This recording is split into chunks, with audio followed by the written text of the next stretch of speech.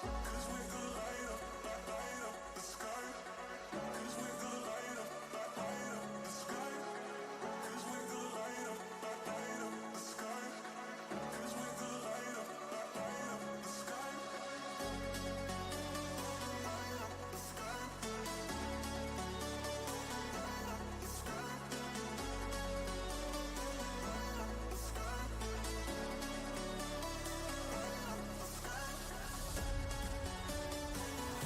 The sky.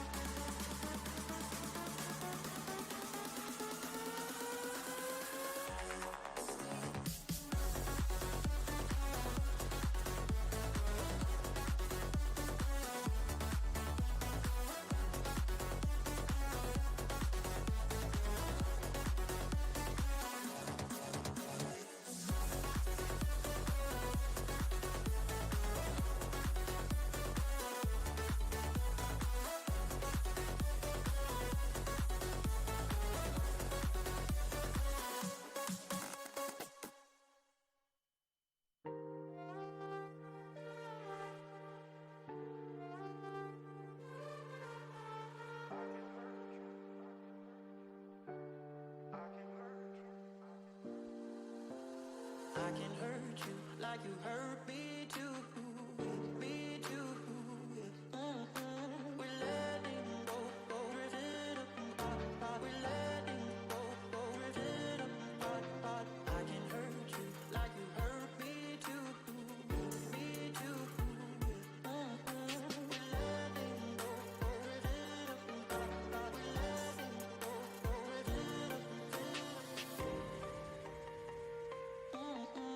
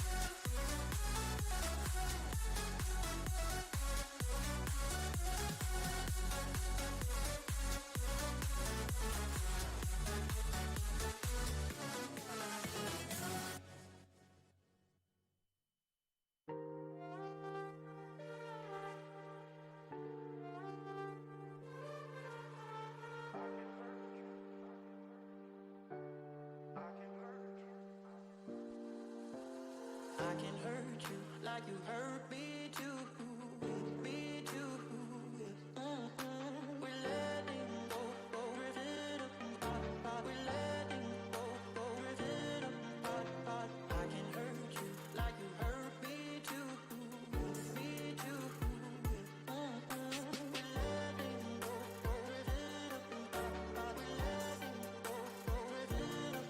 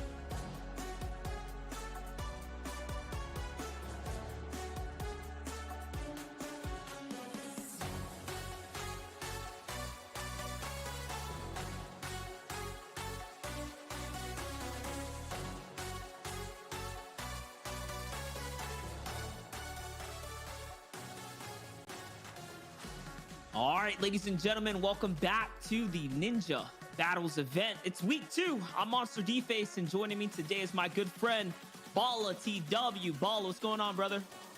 Yo, just chilling, man. I'm ready for another week of Ninja Battles because last week, although it wasn't last week, was so good. I mean, it was insane. The amount of competition we had, the format that we had, it was pretty exciting, and we haven't seen a trios competition of the likes in Chapter 2, so I just can't wait for more, man. Not to mention that was on public game modes. We're looking at arena today, so things are going to be changing up, and we'll jump into that later, tell you guys what that means and what kind of stakes are on the line when we kind of get to that kind of gameplay. But from public mode to arena mode, Balla, we are already definitely expecting some different kind of gameplay to kind of form out. Absolutely. I mean, not only is there going to be different types of gameplay, the teams have switched up a little bit, so there might be different plans, but you're right, most of all, the Arena Trios playlist is now what we're going to be playing on. So if everybody's expecting the heel offs of last week, we're definitely not going to be seeing that as much. Some other things I'm looking forward to, like I said, are those team swap ups and how many of those teams are actually going to be going into contention, because we got some big ones. I mean, Emad is not playing with the same Mega and Bizzle that he was last time. This time they added Commandment instead.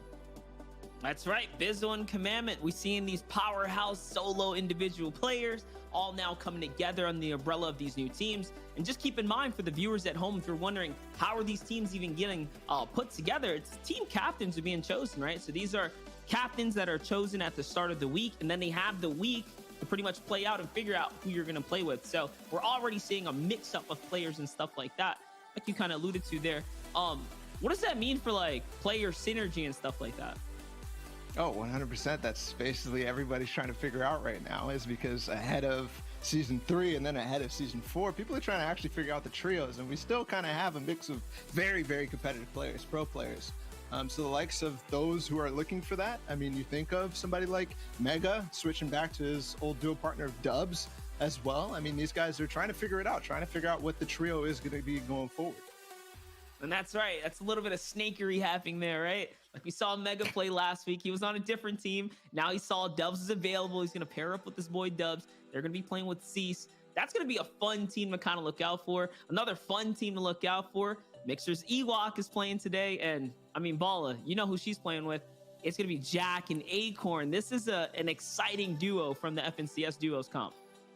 100%. That was a duo or a trio that I saw on paper, and I was like, I had to do a double take real quick because Acorn and Jack, a lot of people might not know them yet, but those who have been following Comp Fortnite definitely do, because in the FNCS Duos, like you talked about, they were so good and then continued throughout FNCS Solos as well to have some pretty hefty performances that we had to pay attention to, and Ewok clearly was paying attention to it.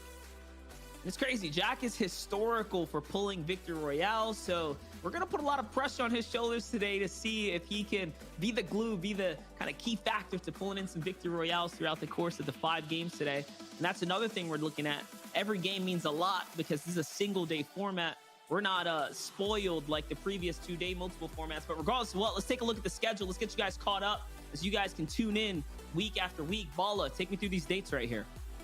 100%, man. We got 6 sessions of Ninja Battles. We've already done one. Session 1 is down and dusted at May 28th. We're now June 11th, and we got 5 more sessions of this to go. And session after session, game or tournament after tournament, you're gonna have mix-ups in teams, you're gonna have mix-ups in formats, that kind of stuff. So let's take a look at what this week is gonna have in store for us, because we just got a who's who. We got a list of insane players. Monster, there's so many good players.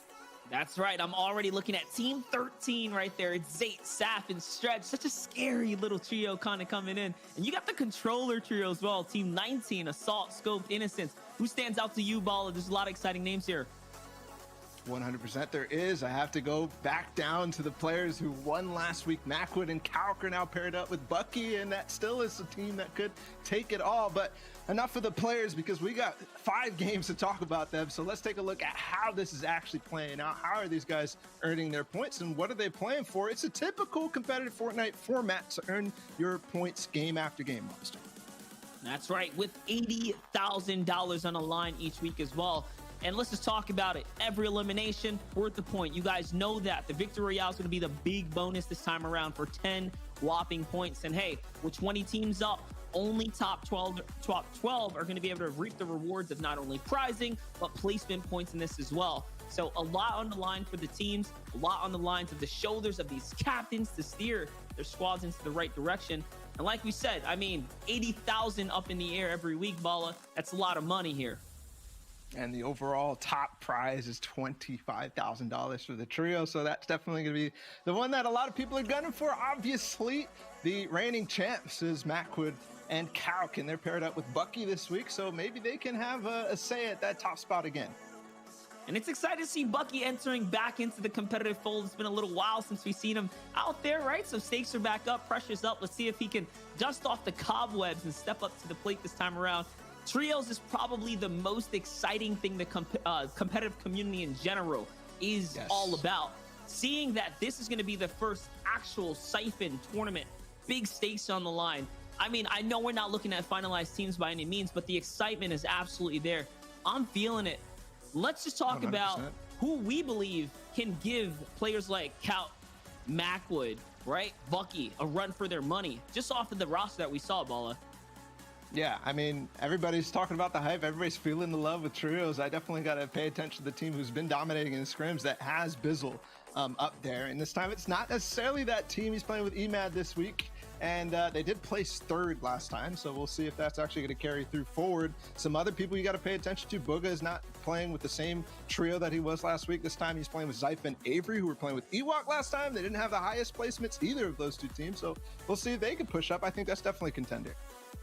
That's right, and I mean, I saw Unknown Army, Kanata, Creo, again, all exciting names, all players, all competitive veterans that are going to be going up. I mean, and this raises a question, right? Does one great IGL all of a sudden puts you in that in the money to be a powerhouse duo? What is it about trios that is the glue factor for a winning kind of team? Is it just synergy? Is it the interaction? Is it one strong IGL? Like, I feel like trios, the meta itself, we're still trying to figure it out. Or do you think the formula's been cracked open? Do we have enough kind of real estate to look at to really figure out what's worth?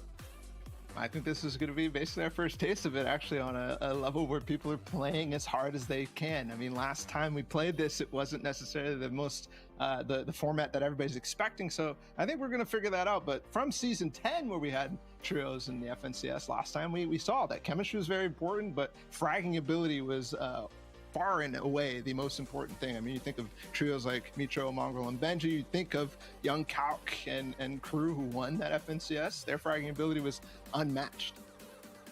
And that's right. Let's talk about this, like, just from the week one of Ninja Battles, it really did come down to the wire. I mean, first and second place, guys, I know we're parading the championship team, but yes, exactly. It was tied. The key factor being consistency to some degree, but it was the high elims that we tend to see in trios competition, right? These big swings of points that doesn't really happen in other game modes, right? 100%. And I think something now that we'll see the carryover last week or last time was a little bit more, I guess, strategic focus, because there was those adjustments that players weren't necessarily used to. I'm sure some of these pro players hadn't stepped foot in the pub in a long time. This time the loot pool is tighter. We're playing arena. There's no floppers. There's none of that. We got moving zones, Monster. I mean, there's a lot of differences this week that we'll have to pay attention to. I mean, there's floppers. We just won't see them in the heal offs, right? So let's just talk about the difference between the public and arena. Right, it's Siphon. It's the way the zones interact with the game. There's the vehicle limitations. There are none anymore other than the boats, right? So there are a lot of differences from public game mode to arena game mode. If you're just tuning in and you're really getting a first taste here from Mixer's channel for actual high tier competitive, right? Things do mix up. So last week was exciting because it's not every day we get to, cast the heal offs and see that kind of fun stuff. But when we talk arena now, it's going to go down to fighting instances all the way through to the end. 100%. And guys, if you're wondering why there was no Ninja Battles last week, it was because it got postponed because of all the stuff going on right now in America. And just to let you guys know, there is now a Ninja Battles donation drive down below. Where we are trying to basically, you've been hearing Ninja talk about it on the stream the entire time. If you're as concerned as Ninja about the growing inequality and injustice in America, please let your voice be heard. And we are raising money now for the NAACP Empowerment Program. That's down below if you're interested. That's the Tiltify link. And now we're very close, Monster, to game number 1 of Ninja Battles Week 2. Let's do it. That's right. I mean, things are cooking up. Players are jumping into the battle bus here. Balla will be jumping off just shortly. Oh man, I'm kind of looking forward to this all. I don't know who we're gonna touch down with first. I mean, we got Ninja coming back here with Vivid and Collazo. Yep. We'll see if they can really step up to the plate. Have they kind of gotten their gears together? They didn't do too hot last week, so there is gonna be a little pressure on them. But hey, consistency with the same squad builds synergy, and that can be a big thing in this kind of Fortnite trios format. I think it all comes down to communication. 100%. Now- Let's do it. Game number 1 of Ninja Battles week number 2. And right off the bat, we did not talk about something like the early game, the bus route, and the fact that we only have 20 teams, Monster. A typical trios lobby is 33. How does that play out in an arena trios mode? I mean, if anything, it's a blessing and a curse, right? You get to really touch down, grab some prime real estate, and gather your loot when you have the limited amount of players in the lobby. Talking about limited players in the lobby, though, the rig is looking like it's going to be highly contested. Look how many arrows are all kind of my goodness. hovering over in that area. And yes, exactly. The ops crew is going to jump in with that off the bat here. It's Riverson, Knight, and Keys right now who are hanging out here, and they're contested. It's Dubs, Mega on the other side of the rig here, Balla. Oh my goodness, those are teams that I think both sides know the power of the rig, and we'll see if they actually end up engaging. It is trios now, and there's definitely a player on the other side of that. Dubs and Mega right on top of Knight. Cease is going to be diving in that as well. Knight in trouble, low HP, but he's also got Mega low too. So Cease on the back wall. Riversun now going to join the fight. Where is the last two players? Where is Dubs and where is Keys? These two teams have to win against each other if they want to have a say in this game. And I gotta say, valiant effort for Riverson coming in with the shield and armor, stepping into the front before even popping the big shield there to step up to the plate, bail out Knight. That's gonna back off Cease for just a second here. Cease losing Dubs though. All of a sudden we're looking at a 2v3. Number and powers is a big thing in trios. But the difference, right? The difference is that a 2-man team can take out this 3-man team. All it really comes down to is one mistake. Cease is gonna eat the fold here. He's gonna eat a big shot, and Riverson gets exchanged out. And this is what I meant by anything can happen. The swings can happen. Remember, Siphon will give the heal back to the player who caught the knock there, which is C. So he'll be healthy really shortly here. That he will, and I'm actually noticing that there's no Dubs in sight, so maybe he's already down. Yes, Knight already has an elimination, so this is now a 2 versus 2 as we did trade out Riverson, a full-on 50-50, and Mega Dubs and Cease are down and out to the last second play there from Keys and Knights as they pick up that one. They got the rig now, and that other team that was lingering is nowhere to be found. So Monster, a good start on the fight. You mentioned the Siphon, they get that recovery, but more importantly, they get the rig and there's nobody to fight. Nobody is taking TNTina's card, and that's a very, very important thing when you think about rig droppers. And that's it. The first team to go today. Cease, Mega, Dubs, a squad that I was so excited to kind of see play out. They only get 4 more opportunities. Here we are now with Ninja and his crew. What? Wait a second. We're jumping in with Bearded Blevins, Bonsai Bros. We're on the other side of the map now. Bonsai's got the RPG. He's going to send one in. It's Roller from the FNCS. Solo track gets straightened out by Bonsai. Well played. Bonsai here showing and representing that, hey, it's not just Call of Duty that this man can play. He's well-rounded. He can jump into the Fortnite. He still has it going on here. What a big catch for them. It seems like they caught him isolated here, Balla. Yeah, 100% they did. They're definitely engaging on a spot that you don't necessarily see trios fighting for, but no matter what, Bonsai steps up and holds on to his island with teammate Bearded Blevins and Tutelar. Bearded Blevins, you might see the name and realize that this is Ninja's older brother actually playing in the tournament as well. So some fierce competitors, and definitely gonna try to have some fun today and possibly get one of those top spots. It's a possibility always when it comes to Fortnite. Hey, I love that. Absolutely love that. And that's what we talk about, team synergy right there. Bearded Blevins and Bonsai Bros go way back. If you guys didn't know, Bonsai Bros, yes, it's 2 of them. They're twins. They share a Twitch account. It's actually kind of interesting to see that they you know, coexist on the same page and channel. It's like you can find them live every day. Pretty awesome though. Here now back with the man of the hour, Ninja, Collazo, Vivid here, hanging out at the Dirty Docks, and this is the benefit, like we said, of only having 20 teams in the lobby. You have all this space. You just bring your attention down to the map there. That's going to allow them to really loot up and get comfortable here. The ball, we have another fight turning out. It's Typical Gamer now.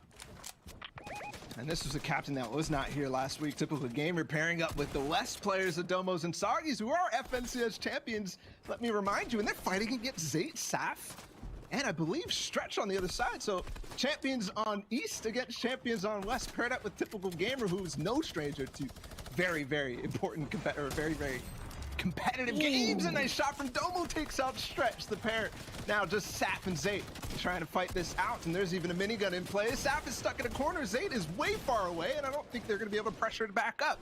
Domo does end up backing away as Sagis take out Saf. Now, what does Zayt do? What a clean play from Domo to really come in and back up his teammate there, who was under some serious pressure on Saf. And now Zayt has to try and protect Saf. He can't do it. He's going to jump into the teleport dumpster there, and he jumps out. Let's see if he can catch the exchange here. He's going to box him up and open it up. Love that he's setting up all the cones here. Complete control of the area, yes. Any pro knows that there's a huge risk because of the delay that comes in when you jump out the teleport booth there. All right, Zayt's left by himself now.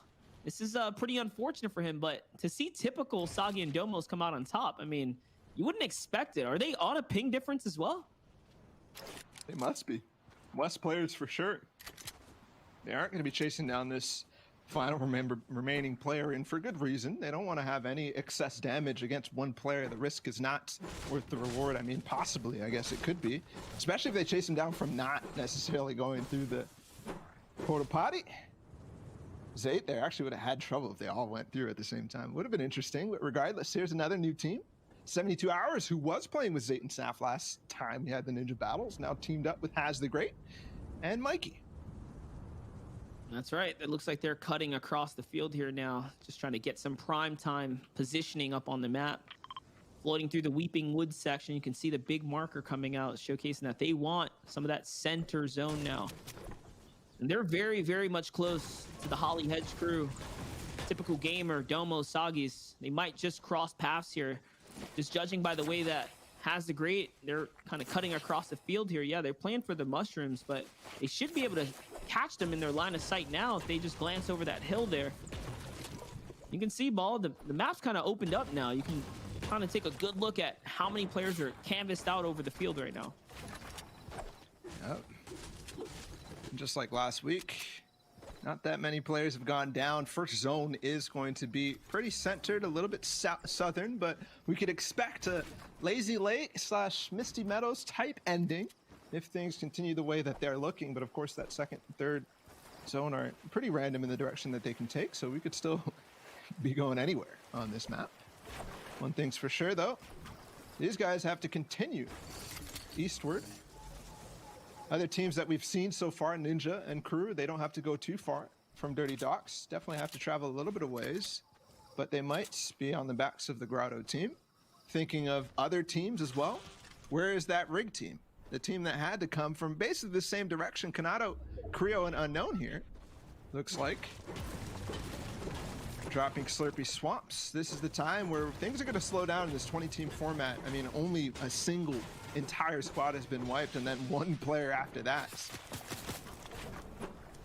You got a little engagement here, though. You wanted to know where they were. It's Riverson and crew. They're up above on this mountain right now, looking down on Kanata, Unknown, and Creo. So this is not a fight you want to take, right? When a player has that natural high ground, that's something that is a huge risk. This is why they're going to back up here and really just play for positioning. And like you said, right, this is a time to just kind of hang out. So to see the feed lighting up right now, Bizzle, AV, kind of going toe-to-toe, taking out Hogman there. There is action unfolding. It's not the time for action that you normally see, but this kind of shows you that. Also, having isolation, right, because of the limited player population, if you have the confidence, I mean, you're going to take the fight. Definitely are, and you're going to be taking long range tags as well. I mean, you saw two separate teams actually engage onto one, and that definitely was from range. I mean, you think of Bizzle and you think of AV, both players who carry those heavy snipes, and to huge effects. It's going to be important to see. Domo has himself one as well, out of that little depot between Sweaty Sands and Holly Hedges.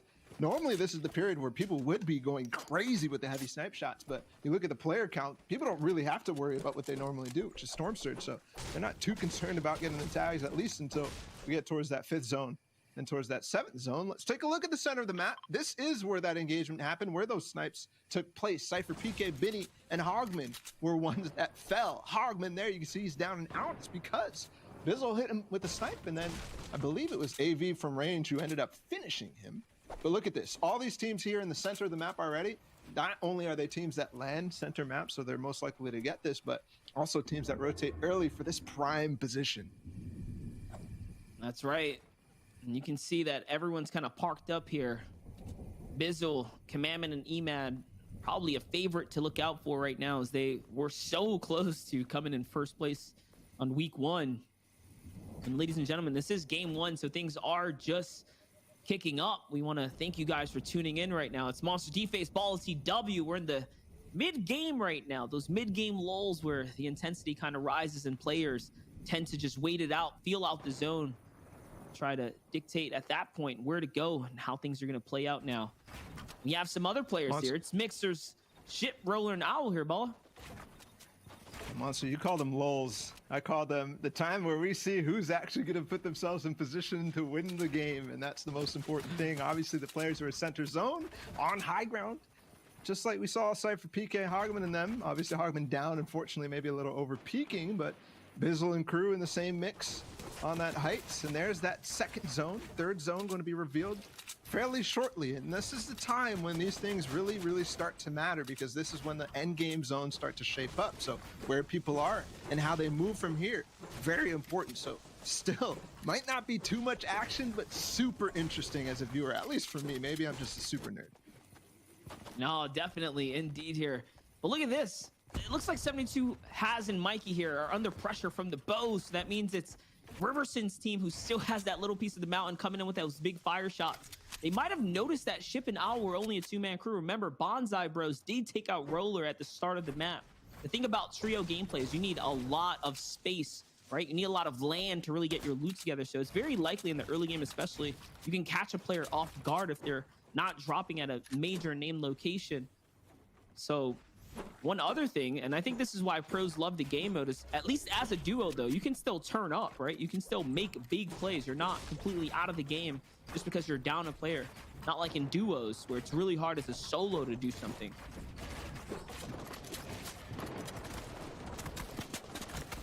So much on the map right now as his teams start to jockey for a position. 3rd zone was revealed. These guys are right in the thick of it, right centered, so that should give them a good chance in 4th and beyond. But a low ground position means that they can get focused if things go awry. Owl with Ship, you talked about them a little bit. Down below, they have the launch pad if things do go in that direction, so we'll have to see. But look at this map right now. Look how spread out people are. And we still have 19 teams up, so this is just going to get more and more intense as time goes on. And here, Collazo, Ninja, Vivid, right on cue, Monster, as they always do in an engagement right after 3rd zone reveals. And this is what was their trouble last time we played this Ninja Battles. And you can see why. Outside of the zone, not positioned like we saw a lot of the other teams, and people are definitely going to hold that against them. I love that you pointed that out, because if you didn't watch week 1, this was the struggle right here. Ninja, Collazo, Vivid were just constantly finding fights for some reason on their rotate. This time around, looks like they are exercising a proper disengage, though. A little pressure up, right? And now they're moving for free here, getting to the next zone. So we might actually see them in the end game. Maybe they learned from their last week mistakes.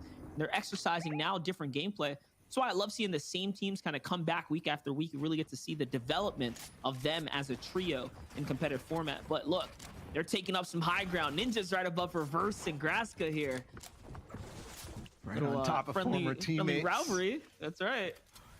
It could go crazy in either which way. Reverse 2K is not looking at them, though, not worried about the team that just built over them. But a good take from Ninja and crew up in 3rd zone. This is definitely something you want to do, get a little bit of high ground, just in case you get the fortunate circumstance of getting that next zone. But they are getting focused a little bit, and they've spent a little bit of their hard materials, that metal, so valuable as time goes on. Looking in the distance, they are on a mountain, but I believe this will continue to push them off. And one launch pad on Ninja. Curious about the rest of them, most likely That's the only one, given that there's no elims yet. And finally, I believe Zayt did end up getting taken out because we have one squad extra now taken, and we're at 18. So we'll have to see. I'm not exactly sure if that's the case. No, he got a full reboot actually, because Saf just got taken out. There's Stretch and Zayt. Speaking about them, Nate Hill, Funk, and Bully are pushing into this though, and Saf down again. Zayt, Stretch are backing away from this fight, but Nate Hill and Funk Bomb, we saw how aggressive they were in session 1. They're doing it again. Hey, they don't call Zayt the big brain for no reason. I mean, he managed to pull it off, pick up the reboots. Remember, he was far off of Holly Hedges. He had to make his way back. I think the player that actually dropped was Typical Gamer. I saw in the feed. So that means Domo and Sagis were caught on that rotation out of Weeping Woods, possibly by Ewok's crew. I'm not sure. That was by the river. We'll find out shortly. A little bit of a standoff here now, though. FaZe, Funk, Nate Hill, Bully here now looking to push in right now. They're up on the wall here trying to push back Zayt here, who's kind of isolated away from Stretch too. Is Stretch going to be able to back up Zayt? Zayt's already in the shotgun skirmish here, exchanging. Here's the quick jump to the POV now. He's on the run for his life right now, just trying to keep his distance. It's kind of intense here. But all right, I think they stand off just long enough, kind of buy them some time. You see Tutelar in the back, kind of moving in here. Yeah, he's the last player. I think Bonsai Bros is down right underneath Bucky and Macwood. They're going to finish that off, but the rotation now needs to be in the front of everybody's minds. Stretch and Zayt have gotten some ground in between. Here's Acorn Jack. They're building up for high ground on this northeastern, no, actually that's the northwestern side of this mountain. So that's potential there for them to catch fifth zone, catch high ground in a good position moving forward. That's crucial. Whoever has that has the opportunity to hold it for the rest of the game. We're just below 50 players, so very stacked when it comes to this situation. Ninja Collazo and crew, they did catch zone, they did build their way in, but they lose the high ground advantage. The mid ground layer should be okay for them. That is true, and I mean, we knew that Ewok, Acorn, and Jack were just on their heels. They were fighting outside the zone before that. Tutelar's finally gonna fall here. It's Calc, Macwood, and Bucky who find the remains of him as they rotate late into the storm now. They have a big push to get across. Bugha, Zypha, and Avery, though, guys, has the center of this fourth zone. Their likelihood of zone 5 to half in, half out is looking so good. This is gonna really be a big kind of swing here now.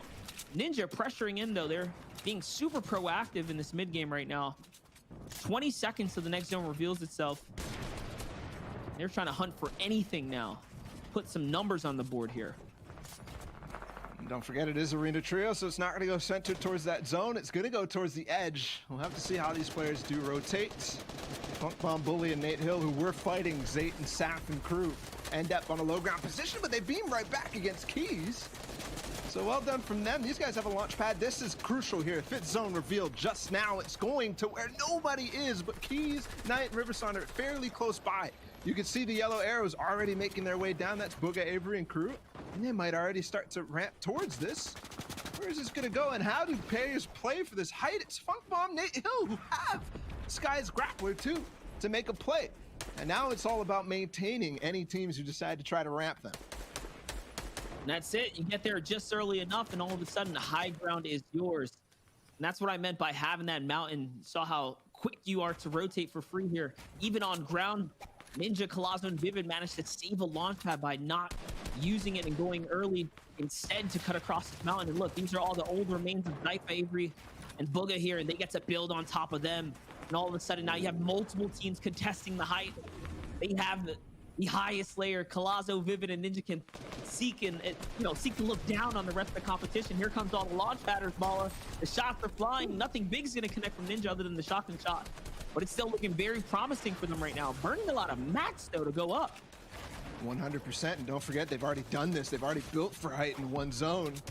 So they might not actually be able to maintain, and that's definitely going to be key. That's definitely going to be something that other teams are going to hop on when the situation does arise. But Ninja on height in game number 1 of this, and this is something definitely interesting going through the rest of this Ninja battles, because that is some confidence to go for it multiple times after times, and they hold on. That's definitely going to give them some free placements and possibly some eliminations too. I can say who's barely holding on is Jack, Acorn, and Ewok, who decide to rotate late once again on the heels of Ninja's crew, and everyone's turning in. Nick 830 is going to find some shots here, and all of a sudden now they're right out of the game. 14 teams remaining here as Graska finds Ewok. Oh my gosh, Nick 830 now under the fire pressure of the entire lobby. This is what happens when you're off by yourself. Lucky for him though, plenty of hard mats to buy some time here. And I mean, material count-wise, he's looking better than Ninja's team regardless of how late it happened. Heavy Sniper RPG is going to come in and find its mark here. Remember, they have a knock baller. This is why everyone's so greedy for the Elam right now. That's definitely something to consider. Ninja, though, they did catch that 6th zone. You can see other teams looking and hunting for possibly getting this. Macwood is low when he takes the full pad. Ninja gets a tag, but not the finish. So that team is still going to survive on the mid-ground layer. Ninja and crew are on high ground, Monster. More tags coming in from Ninja, too, and they're starting to split tarp away across the 6th zone. This is crucial, but you can see people targeting him. That's Macwood and crew who shot that RPG right back up at them, and we'll see if they decide to take a layer. Bucky's the one with the RPG. And I love this for them right now. So good. But here's Funk, though, in the low ground. Here's Glaze, Punisher. And now Nick, once again, still in the running here. Nick's out of the game, though, so managed to kind of catch him on the rotate. And look, Ninja's got a shotgun ready. They need this impact frag. Remember, we talked about they were going to run out of material. We're looking at it happen and unfold right in front of our eyes. Only 10 mats now. He's going to have to jump into their enemy layers. And what are they going to do? What can he find? Yes, he's off by himself here. No team to kind of roll with. He just has to recycle through Colazzo's material. It's going to be a matter of, can he roll with his crew? Can they stick together to find something? Keys and Knight are on high ground, though. We're going to follow Ninja's story here. He needs this Elam right now. Ball, can he find a shotgun? He is. It's going to be on Glaze, but he needs to follow up. He whiffs too many shots. Whiffs around. Can he find a one on Punisher? No. He's going to get taken down. It was so close, though.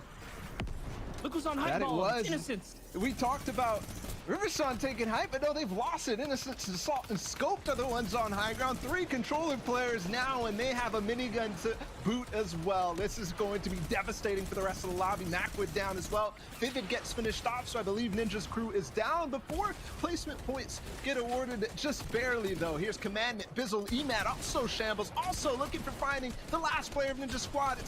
It's Colazzo who goes down. Now Commandment, Bizzle, Emad, 1 elimination, 4 eliminations total for them. They're stuck on a low ground layer, and it's going to be very difficult. Meanwhile, Scoped, Assaults, and Innocence up on high ground have nothing to worry about. That's right. They have all the ammunition in the kind of bucket, too, to rain down the fire. You see the drum gun here in Assault's inventory. So good for the situation right now. He's going to pressure Booga on down. Zypha's trying to come up for hype, but no, he's going to get turned and burned down as Avery here is trying to make a play for it. The minigun, though, being the difference maker here. The pressure is incredible from these weapons. Here's Assault jumping into the boxes. He's on the hunt now. They want the points. They're going to find Avery and takes him out. Anyone who contests hype now is going to feel the pressure of Innocence and crew. But no, the trio champs turn around and Count takes the fall damage here from the RPG. He's out of the game, and it's Scope who's by himself. The disruption was just enough. Might be enough to throw the game for him. Can Zypha stay in the game ball? It's going down. This is pure chaos. RPGs going on the height. People fall into their elimination from high ground, and Graska, Reverse 2K, and crew are the ones who take the high ground after all is said and done, because nobody else is left here to fight. 1 player up in the sky. It's typical Ranger. They find him. The launch pad from Zone. Flopper plays tried, and they get it. Graska, 4 eliminations. Summer, 2 as well. And Reverse 2K, we followed Ninja for a while, but it's going to be Reverse who takes game number 1 of Ninja Battles in exciting fashion. That was pure chaos. That's what Trios is all about. That's the difference between public and arena style games. You saw the fireworks really happening there towards the end game. And it shows you no one is safe. We thought for a second it was just Innocence's game, right? Scope, Assault, they were just going to run away with it. Couple RPGs later from Young Calculator, and all of a sudden it's a big mess up there. Absolutely, and it looked for a second so good for Bucky, Calc, and Macwood to be able to take that high ground. They got the shot on Innocent, Scoped, and Assault were nowhere to be found. They were falling off the high ground trying to get something done, but at the end, it looked like everybody was ending up pressuring them because they fall off of height as well, not well connected, and that's going to be the end of that crew. And because of that, it's Reverse 2K and crew who end up being, I guess, the benefactor of all of that. So let's go ahead and take a look at the highlights of game number one, and there was plenty of them to be had. And this is the team to kind of look out for. You got to give some serious credits to Typical Gamer, Domo, and Sagis, all the way from Holly Hedges, making probably one of the furthest treks in that game to the save zone this time around, getting all the way up to second place, guys, at least via placement points. That's still big swings right there. Here's what I meant by the rockets that were coming out. Young Calc had one, Avery had one, Graska had one. It's all these rockets from all these different angles that really disrupted that high ground. And you can see the beautiful shots from Graska here as we're getting some just prime time highlights right now. And that's the final elimination. But I mean, fireworks, quite literally, rocket after rocket on different teams. Was the swing, really, honest, in the end game. And that elimination at the end was pretty much, I guess, guaranteed no matter what from the Graska there. But that is impressive. I mean, that vertical tracking is really hard to actually do. So I got to shout out that as well. That's pretty impressive. That's true. And I mean, are we going to be able to see the standings, right? We'll be able to see kind of what's coming up there. But from what I got, I think we're going to be thrown to a short break right after every game here. So we'll be back shortly here in a couple minutes. Don't go anywhere, guys.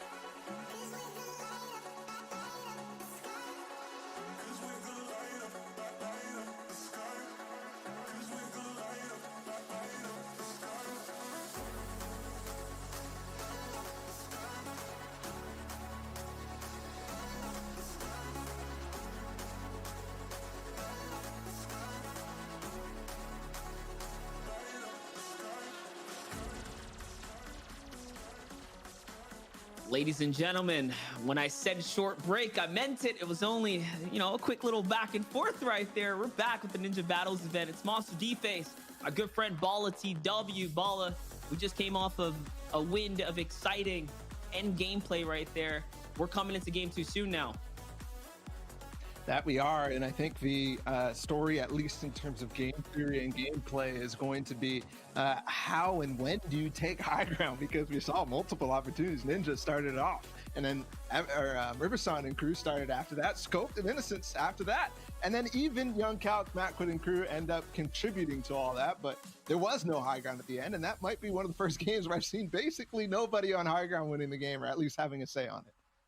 That's a good call, right? There really was no high ground come that last zone. The rockets went flying, and all of a sudden, it was all decimated. There was nothing to be seen, clear as day. A team that got taken out early, though, Mega, Dubs, and Cease at the rig. Yes. Now the question is, you have all this land to kind of claim up. Do you risk your game every single time trying to alpha the drop? I mean, that's Mega and Dubs' homeland. Do they have what it takes to play some random area? Do they have a pivot plan? Is the question here. Absolutely not. If I know Dubs and Mega, if I know them at all, they do not have any pivot plan. They are going to full send on the rig no matter what. Because not only is it just their confidence and, I don't know, just style, the Alpha, one of the best spots in the world, but at the same time, too, they've got multiple Ninja Battles events ahead of them that they might be playing in. So that's a consideration as well for them. And so they're going to fight as hard as they can for the best spot possible for the rest of this, not just this tournament today, but also next week's and the weeks after. I mean, I guess that's up to Cease, right? Cease, you like him as your duo. You're the team captain. You get to kind of, pick and choose at his own leisure there. Yeah, but no, true, right? Like, they are the most dominant as far as the rig teams go that we knew of up to date on the NA East region. But I mean, that last game definitely didn't go in their favor. So we'll see if they can kind of step it up, bring it all together. As with Saf, Zayt as well, and Stretch, who landed at Holly Hedges, they were also beat out.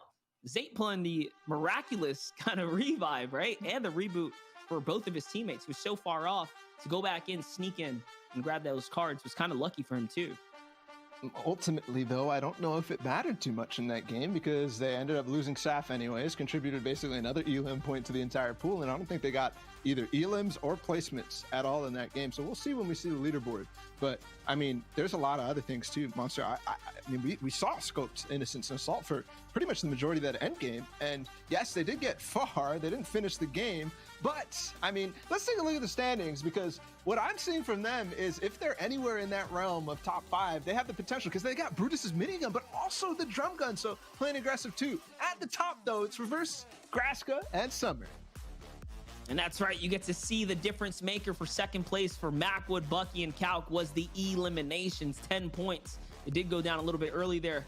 And just take a look going all the way down, you see Riverson, Keys, and Knight as well picking up some serious elims at the end there. Assault, Scoped, and Innocence, we saw them in that endgame, like you said, following their story. It was 4th place for them. This is looking like a pretty decent top 10 for most of these teams right here. 100%. Chap Edgy and AV in 5th. Jared FPS, a Mixer streamer as well, is in 7th, which definitely is somewhere. And Ninja Vivid and Colazo again in 12th place with 2 points right there. Only from the placement, Colazo ended up clutching something at least for them, so they're on the board. Then we go down and look at pretty much everybody who's eliminated. And I see Stretch, Zayt, and Saf at 19th. They did not end up getting anything, so we got confirmation there. And like you pointed out, Cease, Dubs, and Mega.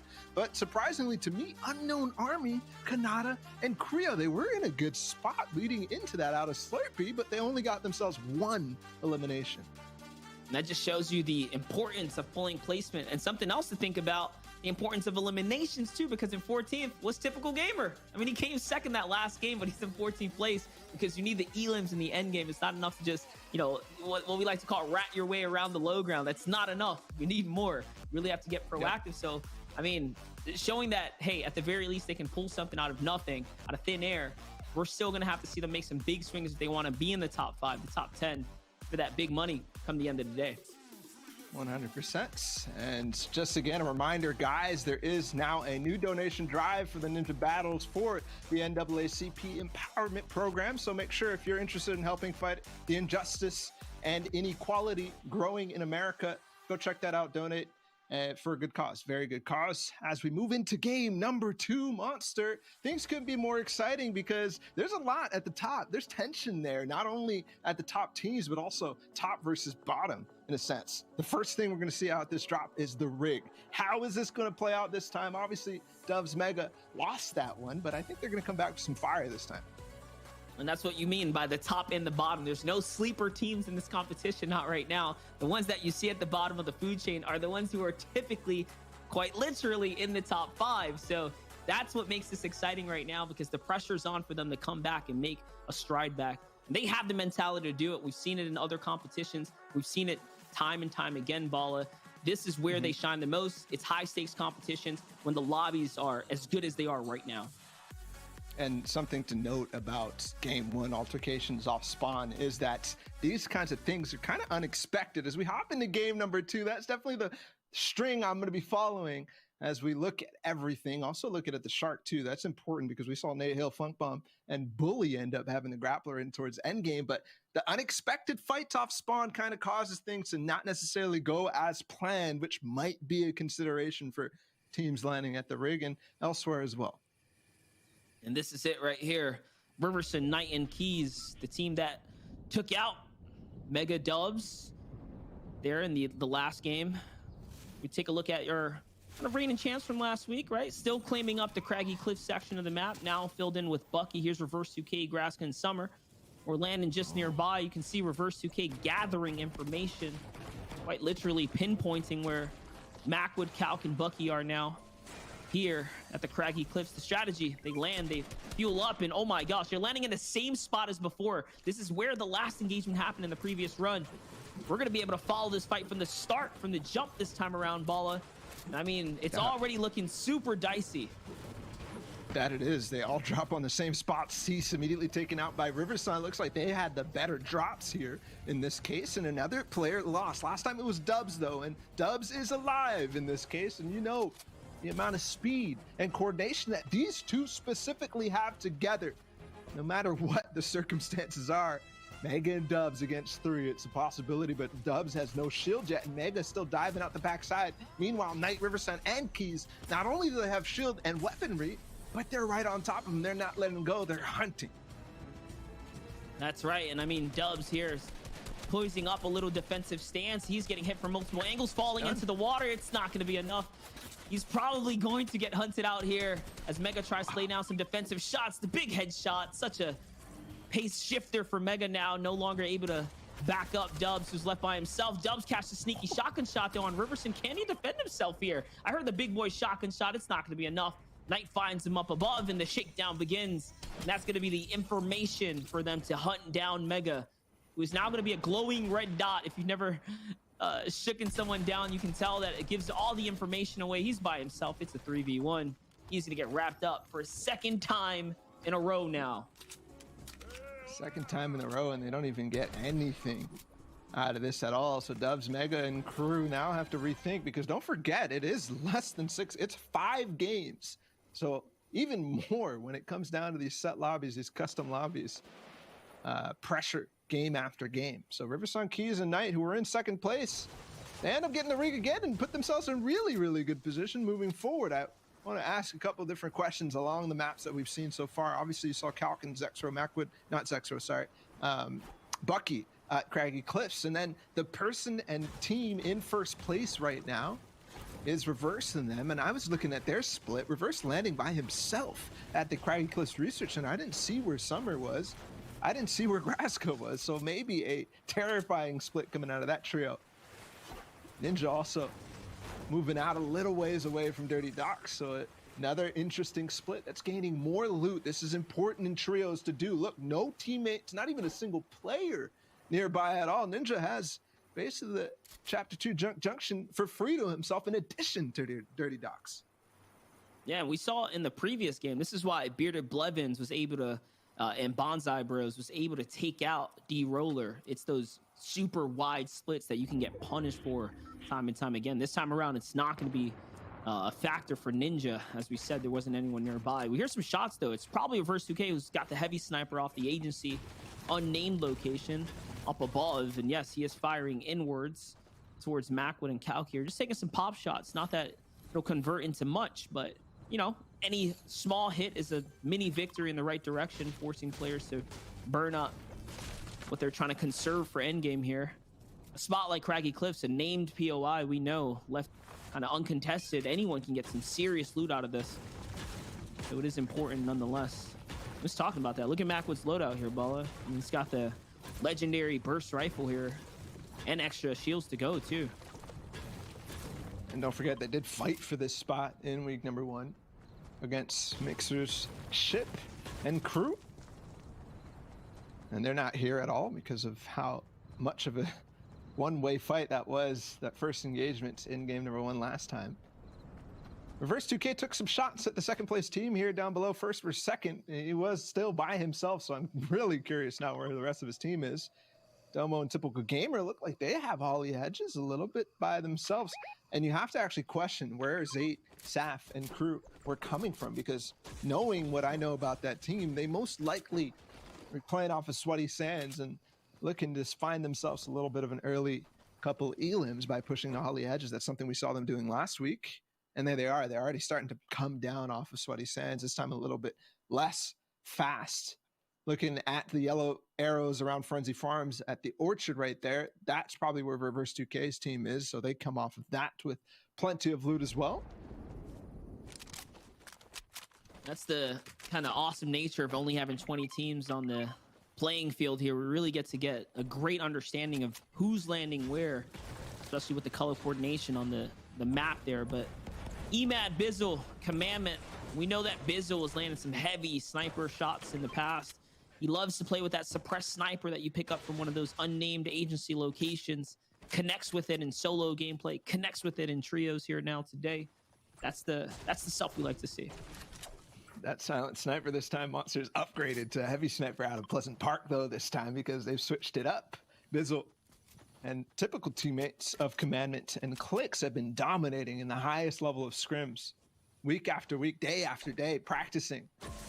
And because of their power out of Pleasant Park and their control over the mid game, a god chest found here.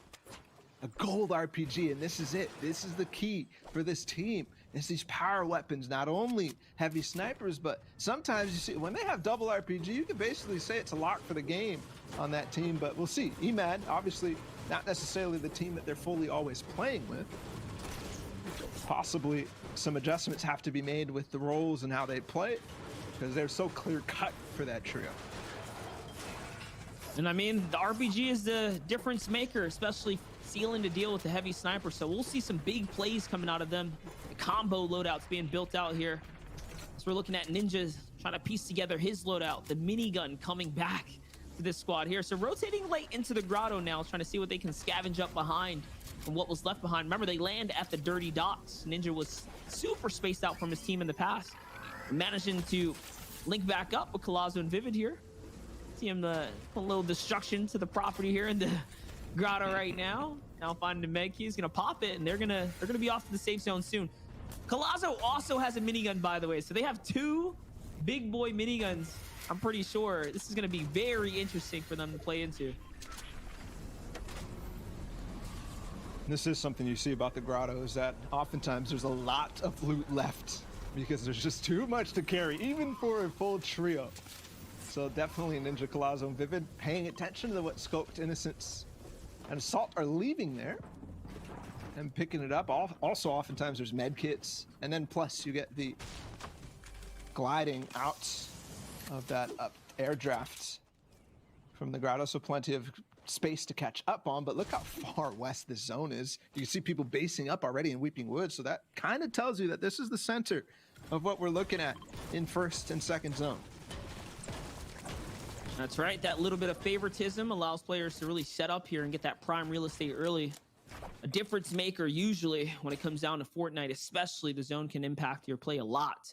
Here's Chap, AV, and Edgy sneaking up on Benny, Hogman, and Cypher PK. They have that natural high ground. Looking for the 3-2-1 right now, possibly on Cypher, who's the most exposed. No, they miss just about every shot. Unfortunately, only landing one. It could have spelled disaster for them. But being that they don't find enough, they're going to continue to move on here. I heard the suppressed AR in that loadout as well, indicating that they probably crossed through the agency and or landing at the agency for that matter. But now they're on the heels of Cypher, PK, Hogman, and Benny, who's doing the building for them. They do get to recycle here and rotate for free now. Everyone's looking to park up. Weeping Woods, weird territory to fight in. Absolutely, there's just so many trees in the way. So much room for a lot of people to sneak up. Chap, AV, they're pushing. Hogman is the only player who's up here. They paid attention to how this team split on this house. Everybody else down below farming up. Hogman, the only player watching, playing lookout. And they're going to be able to take it. That forces Benny, Cypher, PK, and Hogman to go all the way down, not losing too much because this is only second zone, so not too much to worry about because they were just farming up anyways in this case and getting themselves space in this, but hoping to hold on to that high ground. Now, because they're down here, Chap, AV, and Etchy have no room to do this refarming. Everything they've invested is what they're going to be missing going forward. It's kind of interesting, right? You talk about the kind of the influence that a fake base can have, setting up these big towers to keep players off you. you go for that height. If you don't get anything for it, now they're stuck idle up there, right? Not being able to refresh their material. We'll see how that's going to play a factor in their game. Here's Bearded Blevins, Bonsai, Bros, and Tutelar, who we knew, again, last game, Bonsai did manage to catch D-Roller off the bat here. Last time we were in this situation, there was about 18 teams left, and a lot of which were left missing a player or two. This time around, looking like everyone learned from their mistakes in the past, taking a bit of a slower approach in this second zone now. 50 seconds until it's revealed. Little dance off for the boys right there. And yeah, look at the collapse in the middle now happening here. So interesting to see the amount of teams that you're normally used to seeing in competitive Fortnite at this point. Obviously around 70, 80 players. This time we're looking at the 5th zone amount of players, but nobody will end up falling throughout this entire time. Although Unknown, Kanata, and Creo are definitely one of those aggressive teams. They're going to push on to Bugha, Zypha, and Avery. This is going to be a full-out engagement on top of one of the mountains near Weeping Woods, right next to that zip line. They're going to chase Bugha down. They were trying to have this split base thing where Avery is up by himself. And Bugha, Zypha are on different layers and different bases, and Unknown, Kanata, and Creo know exactly what the situation is. They're going to bully them right off and get themselves some position to their own. And that was a little bit of split. Again, if you're away from your teammate, these players will capitalize on that. They'll try and isolate you, trap you, break you down there.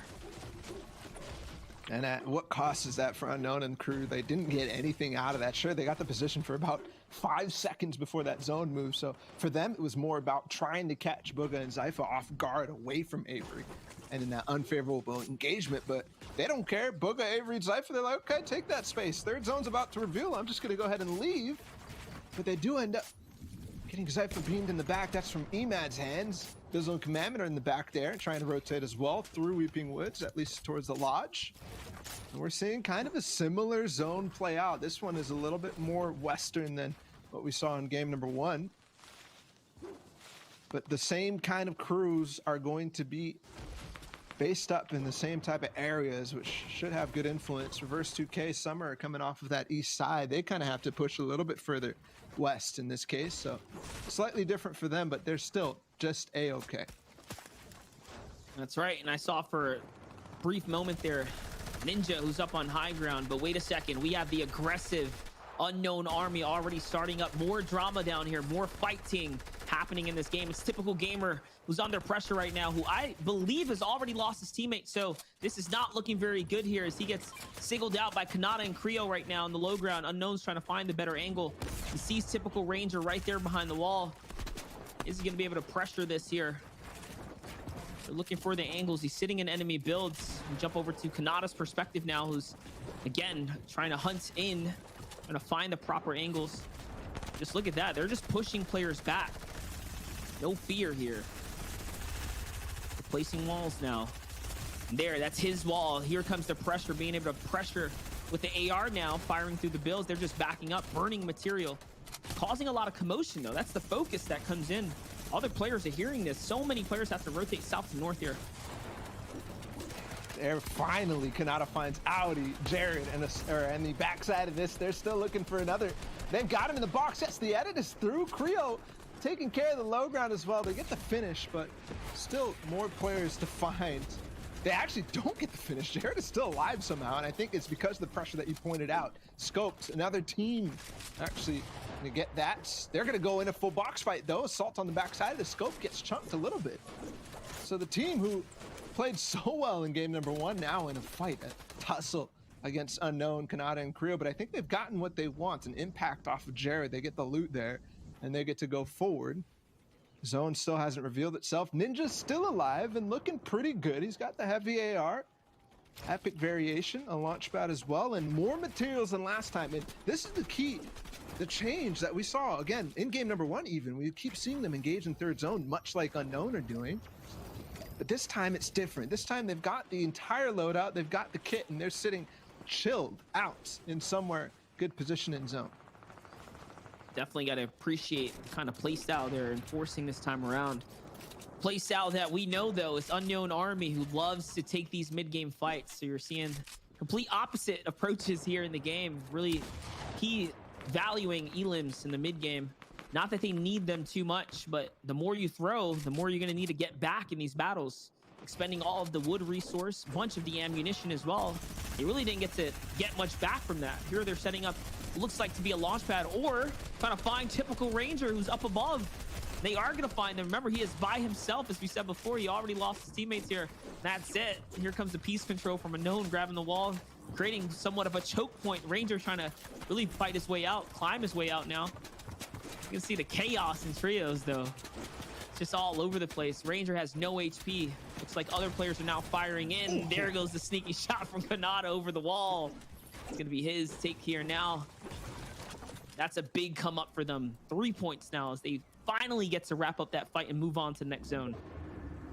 Look how far away Scoped Assault and Innocence have gotten to. Another one on the side here. This is Knight. They're on the south side of zone, but jockeying for position themselves. There is Storm Surge up, but probably won't be a key factor until 7th zone. As there's only one player who needs to go down for this one to go away. Heavy sniper possible for Knight. They're looking for the possible drop down onto 72 hours. Tom and his crew, Mikey and Has the Great.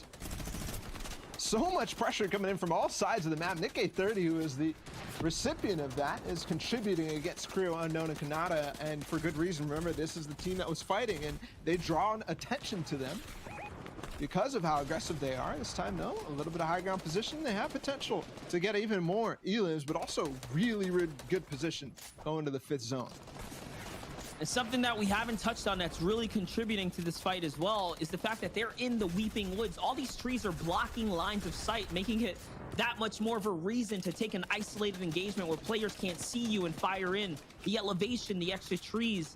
This is why players are stacked on top of one another. And we're seeing so much activity for a 4th zone. Half in, half out reveals itself. It's going southeast here now. Stretch, Zay, and Saf have to make a big play as Ship's putting pressure down here on the veterans.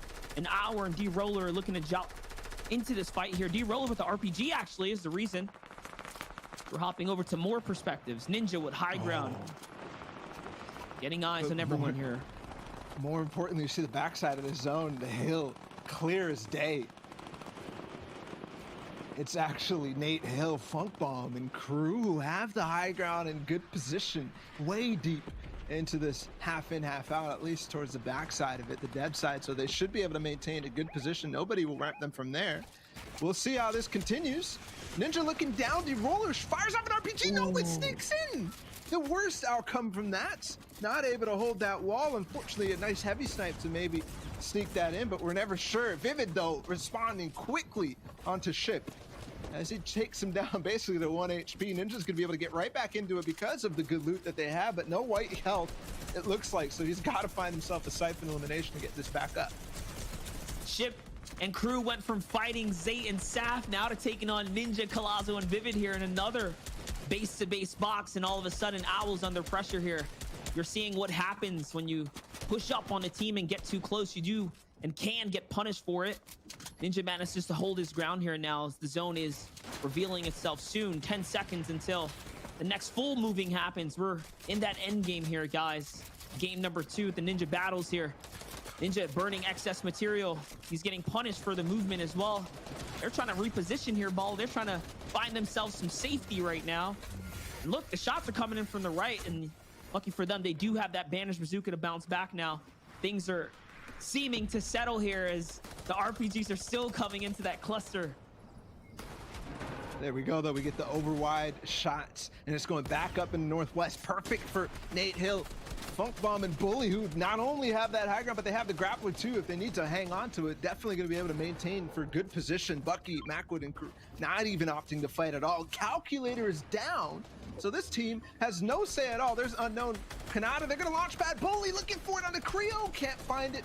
Just barely. Bizzle, Commandment, and Emad. Remember, they have that double RPG. They could be a big threat. Nice shots from Bully. Yes, Riversound goes down, and he's out. Jock and Acorn still in this as well. More launch pads still coming through, and another one from Bully. This is huge, and this time around, the Storm Surge is an actual threat, guys. You need to get down to 30 players alive, so this is a big issue right now with 44 in the lobby here. Bully, though, finding all the shots that he needs. The mythic assault rifle really being the key factor here now. The space spread out here as Funk is already ahead of the zone with Nate Hill now, all parked up. Bully sitting behind to see what he can find, what he can see lingering on the back half. Domo in the zone now with Soggies. They try to figure it out, how to get to the safety here. Macwood's by himself, though. Can he squeeze out some points the way Typical Gamer did in the previous run? That's going to be the question now, as we jump back to high ground with the team that had it last time coming into Bib Zone. It was Bully, Funk, and Nate Hill. That it is. It looks like just former Ninja teammates are dominating today in Ninja Battles Week 2. We're in the end game now, and they're starting to show off a lot of pressure on the different teams, but you can see Commandment and EMAD definitely looking forward. Here's the second round of Launch Pads for Bully to just take complete control. Attempt number 2 on taking out Kanata, and it doesn't combine all the way. And you can see the Storm Surge now active. Everybody who's below take a lot of damage from this coming straight down. Bully's gonna be able to continue to target and pressure the people who are gonna fight for high. And it really looks like nobody's interested in it at all because of this split tarp situation for Nate Hill, Bully, and Funk Bomb. They look in prime position to take this game right now because there's nobody pressuring back. Such a crazy sight to see the lightning bolt coming down as if Zeus was angered himself, throwing him down onto the lobby. Things are starting to lighten up now as players are getting taken out. There goes Benny out of the lobby here now. Macwood trying to find himself an opportunity here. Fight going on underneath him. Pay attention to that Elim feed as things are popping off here. Acorn, Ewok, and Sap all fall now, and things are starting to approach our final moments now. Zone 8, look at the spread right here. It's Bully still putting down so much pressure. 3 Elims. He's connecting, but he needs more conversion. That he does. Macwood down on low ground right now by himself. He's gonna try to find more. Remember, he's clutching up for his team. Doesn't even shoot at Ship. There was a potential Elim there, but more importantly, he doesn't want to find anybody. End up going down. Bully's still up on high ground. Nobody's still contesting them, but they're starting to run out. Macwood finds one on Satan. That's more materials for him to work with, but he's stuck down below. As now we got Ninth Zone revealed, it's going back down this mountain, so he's got room to work with. He's gonna come down right onto Ship, I believe, right in the way, and now finally somebody pressuring against Nate Hill and crew, but they're holding on for now. Graska's still up. Remember, they took game number 1. Reverse 2K, though, not anywhere to be found. There's Glace, who I believe is Nick A30's teammate, and now it looks like a bunch of solos versus the full squad of Nate Hill, Funk Bomb, and Bully. And this is the chaos. This is the closeout, the final moments right now. What is Grass gonna do? He's by himself as well here as Funk finds Bizzle. So out Bizzle goes this game now. Graska finding a brief moment here to pop his minis. Nate Hill has the high ground. They have the grappler as well, so there's no way they're gonna lose it at this point. There goes the refresher now. The medium bullets in the inventory. It's the victory lap. Bully jumps into the fray now, though, in the low ground, as he is down there trying to see what he can squeeze away from this game. Really getting into the mix now, Balla. Few players left. One guy left. It's 3v the last crew, D-Roller. And that's it right here, Balla. These are the final hits. It's Ship who's gonna fall. Can they find D-Roller? D-Roller's in the ultimate low. Builds a little wall. What's he gonna do? He's gonna find Bully. That's gonna be a point. Hey, it's a difference maker. Still fighting his way through the zone. But no, Funk and Nate managed to close out in the end. Wow, and that is a number of eliminations for them, and a completely different story from game number 1 in terms of the high round play there. Nate Hill, Funk Bomb, and crew, they maintained for that entire time from 5th to 6th to 7th, all the way down to 9th to maintain that lead and take the game. And I have to point it out again, former Ninja teammates here in Ninja Battles taking the first 2 wins. It's Nate Hill and Funk Bomb this time. That's what I was gonna say, right? All of a sudden you see reverse up there in game 1. Now we're seeing Nate Hill, Funk kind of coming out on top. Well played to them. Quite a chaotic end game, and like you said, a complete coin flip from game 1. They actually managed to hold high ground this time around all the way through to the end. I also have to point out Graska clutching up 3rd there without his teammates of Reverse 2K, and Summer this time 3rd place for him by himself, and winning that last game. Remember, that will put them probably in contention for 1st, but I'm sure the eliminations were missing this time. Let's take a look at the moments from that last game because there was plenty to digest. First of all, Dubs, Mega, and crew losing this fight at the rig once again. That's right, they get taken out nice and early. You're looking at some other mid-game highlights, big key factors of point swings right here as Kanata finds one. It's a big overhead shot of how many players were kind of stacked on top of one another. This was a kind of deciding moment right here as Bully did find the high ground with Funk and Nate Hill, and they were so spaced out at this moment too. I think that was the difference. They had that canvas, that kind of blanket thrown over the field. I don't remember that from Korea. That was disgusting there. Oh my goodness, Graska onto Glaze to continue up in that game. That's how he clutched up, and we saw the eliminations. There's at least 3 for them. So probably still in it. There's the final moments from Funk Bomb and Nate Hill cleaning up the last member, Shit, who got second place there, and they were there in terms of points. They weren't all the way at the back, but guys, we got game 3 coming up next. Stay with us here for Ninja Battles week number 2.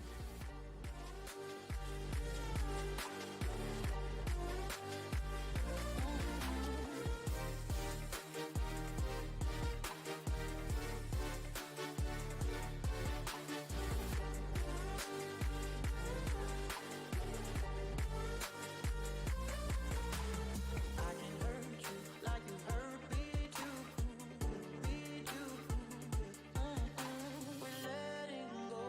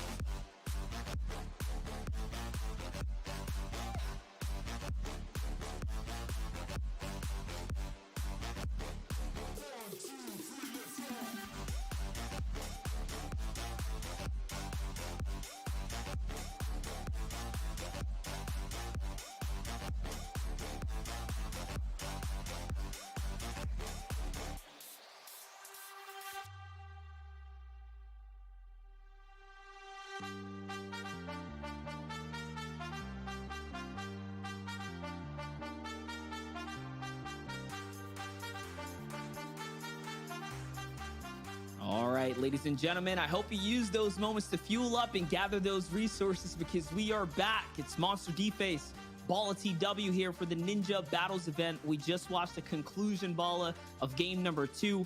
That was exciting Fortnite to watch. Yes, it was. And you know what's exciting for me here today? It's a complete reversal in my mind of who I thought would be at the top of this. Oh my goodness, Graska reverse 2K and Summer dominating so far, and then Nate Hill and Funk Bomb getting game number 2. They played well in game number 1, and from their performance last week, which was maybe a little bit more lackluster, we see them again at the top of everything, and maybe reverse 2K after his tweet is getting a little fired up and ready for this because we just have some awesome names at the top. Hey man, it's always good to see the veterans, right? From the earliest days of Fortnite competition coming up, schooling the kids here on the Ninja Battles Day kind of event, right? This is looking like some good old competition. I'm fired up to see what happens next. With that being said, though, we got to give some props to D-Roller, newcomer, talking about being able to hang with the Wolves here now, coming up in second that time around. And we saw his team popping off in the feed, Mixer Ship, D-Roller. They were there together as a crew running through. We're going to see how that all translates now to the leaderboard. This is the exciting part. Balla, they're in 3rd place now, but first, it's Nate Hill, Bully, and Funk Bomb. Yeah, so just to clarify, this is game 2 results and not necessarily overall. So this is what happened in that last game. Nate Hill, Bully, 18 points. That will push them way up on top of what they already have. But I'm looking for Graska and crew, 6th place. They got 3rd in that game. Only 9 points, though, accrued for them. So not too far in terms of where they're going to go. I think they had 18 to start things off. Let's look at the second page of game 2 results. Again, C-Stubs Mega, 0 points. A donut for them in 2 games right now, and certainly surprising. That's right. And you're 11 through 15, just kind of staying consistent, chipping away ever so slowly. It's still pretty good to be able to get something. Here's your overarching leaderboard now, the standings themselves. First place, Reverse Graskin Summer managing to hold all the way through. But look who swings up with the 18 points. Nate Hill, Bully, and Funk Bomb. Nate, they're third right now. I mean, that's ridiculous. They got 5 points in the other game. Let's take a look at the rest of this too to get the full standings. And I love this look, by the way. We're going to see game after game, everything unfolding. Emad, Bizzle, Commandment consistent. 9 points and 10 points. 19 total. 6th place right now. And then right under them is Ship, Roller, and Owl, who you were mentioning before this. They got 6 points in game number 1. Now 12 to put them at 18. And with that continuous rise, it could be them at the top when everything is said and done. Here's your next page now. Scoped, Assaults, and Innocence kind of hanging in there. Their game 2 not looking too strong. But someone who did have a pretty decent game 2 is Ewok, Acorn, and Jack, managing to scrape up 7 points, as did Stretch, Zay, and Saf, right? You can't count them out, and this is what we mean. They're going to find their frags if you could just let them get their ball rolling. That's going to be scary to see.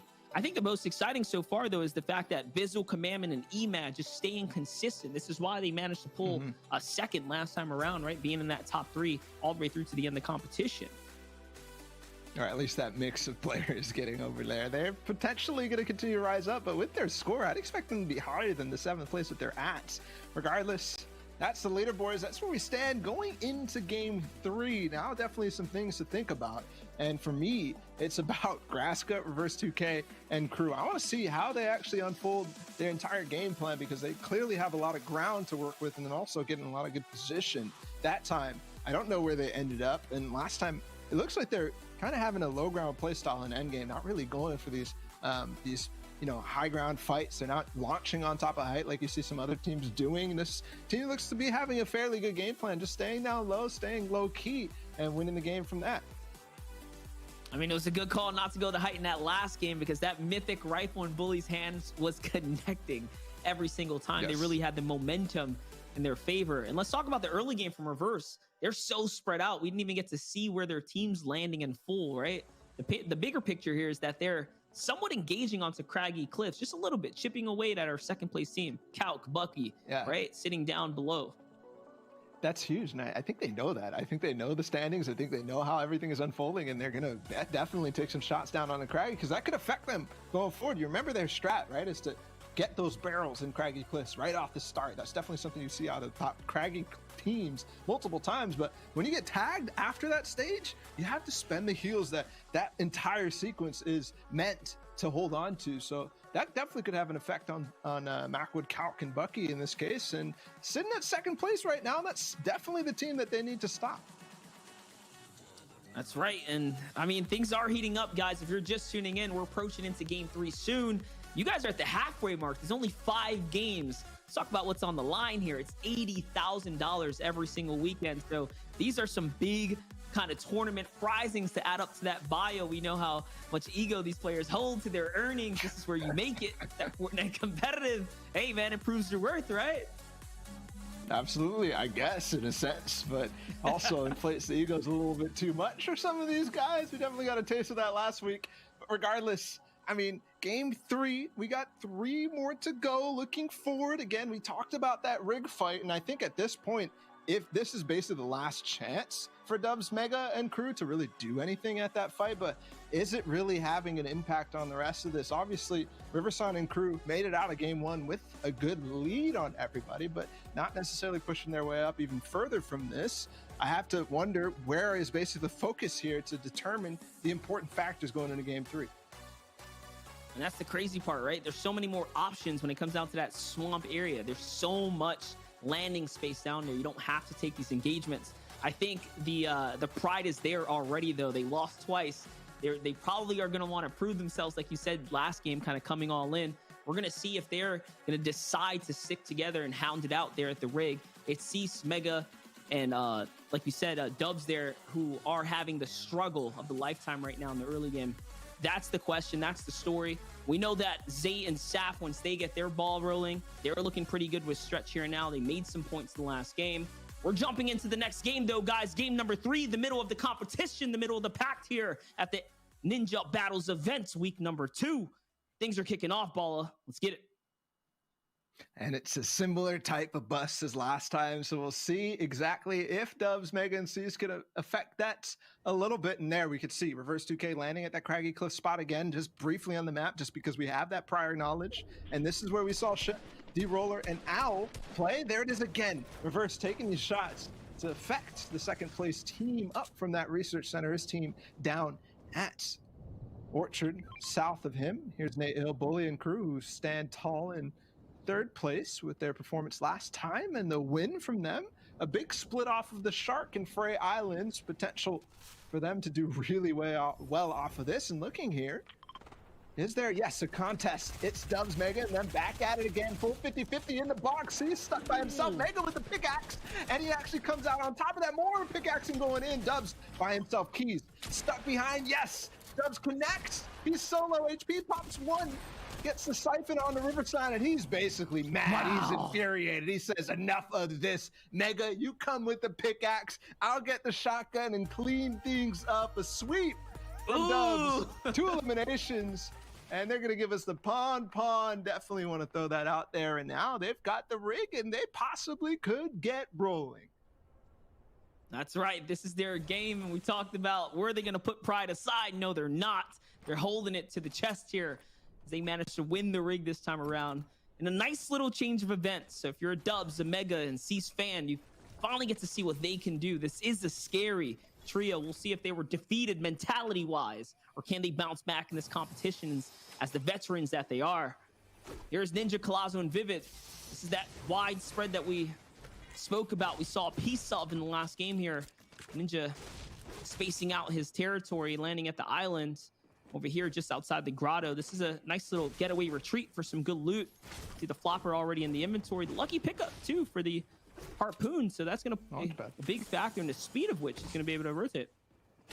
Absolutely. You talk about the harpoon for sure. Going to have an impact here at the lake house, but also the launch pad for Ninja. Not much loot, not much floor loot at this spot. I mean, for one player, definitely a lot, but to find a launch pad here is huge.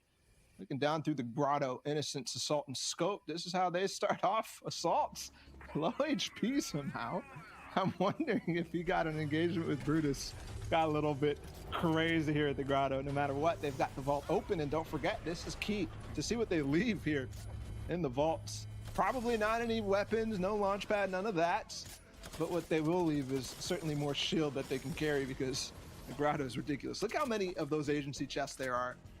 There's 4 in this vault, and that is too much for 3 people to handle. That's the same exact reason we saw Ninja and his company roll through here, find some additional, some scraps, some leftovers, be able to kind of loot up, take that with them for the road here. Remember, Ninja is just outside the grotto. Here's a look at that Pleasant Park. Initially, I thought Bizzle was playing somewhere towards the center, like his solo drop, but Balla was right on the money. He said Pleasant Park. That's why he has that heavy sniper. Bizzle is so scary with the sniper shot too, managing to connect. Look at this. What a huge find right now. Great tack to Purple Pump. That's the upgrade you know and you love to see. And here it is after all the early game fights have elapsed. Reverse 2K still taking shots at that Craggy Cliffs team. Dirty Docks being looted. Everybody looting basically by themselves. Chapin AV in the center of the map. Agency looks to be getting farmed up as well. Nobody going to engage for quite some time now, and we get the wide shot of Craggy Cliffs. See if Reverse can pull any damage off, but I think Macwood, Bucky, and Cock have made the adjustments that they need to block that line of sight from Reverse 2K and basically make this so that they don't get any damage done too much on them. But he's exposed for a second there. Reverse almost takes a shot on him, but I think a little too far for it really to matter much. Although staying by himself for this long up here could be really bad if if Macwood, Calc, and Bucky get a little angry. We've known them to push teams in the early game stages. We've known them to be aggressive, but I think at this point, they're playing close to the chest, trying to hold on to that second place. He's got the heavy sniper though now. Macwood in the sights. If he jumps is usually when he's going to take that shot, but no, he's behind the tree. Now he backs off. He's going to go meet up with his teammates. I mean, if Reverse keeps it up, I wouldn't be surprised if they 3-man land on him with a pickaxe, just to give him a little slap on the wrist. How long he's been trying to hold him out here. But So far, so good. Now finding a launch pad, a second one here to add to the inventory. Seems like the luck factor is really playing its part. Oh no. Talked about that. They found Ninja. the drop right here, but Ninja's by himself. That's going to be the key indicator. He knows there's a team up above him. Look, he's building right now. Don't worry though. Vivid and Colosso have the angles. They can see up. He's going to burn one of those two launch pads. So lucky for him though to be able to get away. That was a scary spot to be in. Yeah, but they're not going to let them go, Monster. Look at the split that they've got right now. Two players on the mountain, and then he even gets up on the zip line. I'm not sure who that is, but this is the first time that Zone has favored the west side of or the east side of the map. So Scoped, Innocence, and Assault coming out of the grotto this time. They're not leaving anything. They might actually full engage here on Ninja, Vivid, and Colosso in the early game. This is not something I expected at all. It's very much possible right now, but are they going to give up this high ground to really get into the fight? We'll see as they're just watching, paying close attention to the positioning of all the players. I think at this point, they got it all gathered here, seeing the fresh builds from Ninja now. They know what the spread looks like. You see that Lurker player off to the side. Remember, it's Assault, Innocence, and Scoped, all of which can lay down the serious beams, the spread on the mountain. Looks like the pinch is kind of coming in. We're seeing some arrows, some movement coming down the beach right now. I think they're poising up to take this fight here. Look, Bala, they're getting closer and closer now into the docks. This is a surprise situation, surprise happening right now. It could, man. It could, because they've actually given up any vantage that they can to see this coming forward. Yes, there's a player in the backside, but Scoped is sneaking up. He might be able to get onto the left side of this, possibly even some high ground, and beam them from the side. Assault on the backside. Here's a heavy snipe. Scoped does not hit on the Vivid, but Vivid now stuck by himself. There's a shot from the left side. Colosso beams down Scoped. Ninja also firing right back, a little revenge for the shots down on the Vivid, and he gets right in the fray too. A full-on 3v3 in the early game here, Monster. This is not something we were supposed to see. Ninja is the recipient of it, a push by Scoped, Assault, and Innocence. And it's crazy because the gameplay changes from game one and game two. From week one was that Ninja and crew were not trying to be aggressive in these early games. That was what was throwing their runs before. But Assault, Scoped, and Innocence are not letting this one go. They really want this fight right now. Here in the dirty docks, the minigun coming out from high ground. The shots in exchange, though, going in Ninja's team's favor. Colosso found the first set. Ninja finds the second set. But Vivid has to heal. He's isolated now inside of the cone himself, and yeah, he finds it. Assault's gonna take out Vivid now. And it's a 2v3. This is not looking good for Ninja's crew. Innocence is getting pressured here. Can he drop him off the height? He has to do something now, or it's gonna be all over. They're all isolated by themselves. Singled out is what you want. No, there's Colosso fighting, fending for himself here, Bala. Ninja's trying to get to the other side. Still doesn't have the high ground, though. Colosso, the one controller player on this team, trying to fend off some of the best in the world. Scoped and Assault and Innocence, a three-way pinch. He's done for. Ninja now has to try to book it, but I don't think they're going to let him leave. I think that Ninja has three angry controller players making their way. He's gonna get the boat though, but you know what happens in this situation, even from range. Although he blocks the line of sight quite quickly, not even okay. One shield tag done, and now he's making his way towards the mouth of the grotto. The reboot ran, but definitely has none of those cards. I think he's done it. I think he's escaped. Meanwhile, on other sides of the map, a lot still unfolding. Nate Hill, Bully, and Funk trying to make their rotation as well. Risky Reels is where they're at. They have to go all the way east over towards where we just saw, basically, because Zone was still there. Acorn and Jack with Ewok end up posting up outside of Risky Reels, but they steer wide and clear from them. You can see the wide shot now as players are rotating here. The next zone revealing itself, guys. It's time to get a move on it if you want to start beating the clock here. Let's look at the map. Everyone's kind of moving across. You see Acorn, Jack, and Ewok caught between the two teams. Nate Hill, Funk on the back half as well. They're just trying their best. The wide shot of the map is going to show you guys where exactly the zone is pulling towards. It's, again, favoring that west side. Remember, those purple arrows at the docks is the controller trio. Innocent, Scoped, and Assault, who now own it to themselves. I think Ninja retreated to the islands, and I saw more arrows on top of him, so I'm not sure if it's looking too good for him right now. I didn't see him at the grotto. I didn't see where he went from that. You might be right in terms of the islands. We'll have to see. Funk, Nate Hill, and crew, they've got themselves a nice white line around the north side of this map to get over towards Dead Side, but don't forget who they're going to meet on that side if they continue down this path up north. They'll end up running into Scoped Assault and Innocence, which definitely could be huge. They're going to make their way through the farm, a safe rotation path, and then possibly combine with the river. They can continue up north. The zone is moving though, so they get a little bit restricted up there. Sap, Stretch, and Zayt on a rotate as well. Edgy right in front of Zayt, and he's definitely going to try to get some tags as they go under this bridge. Edgy, Chap following the river as well, so should be okay. There's a heavy snipe. This is from Saf.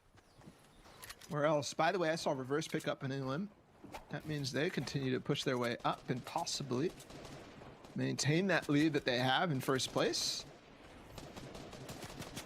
Wait a second there, though. I saw Ewok fall to a big shot from Stretch, so this is going to be the engagement happening here. The revive does happen, though, so Ewok gets picked up.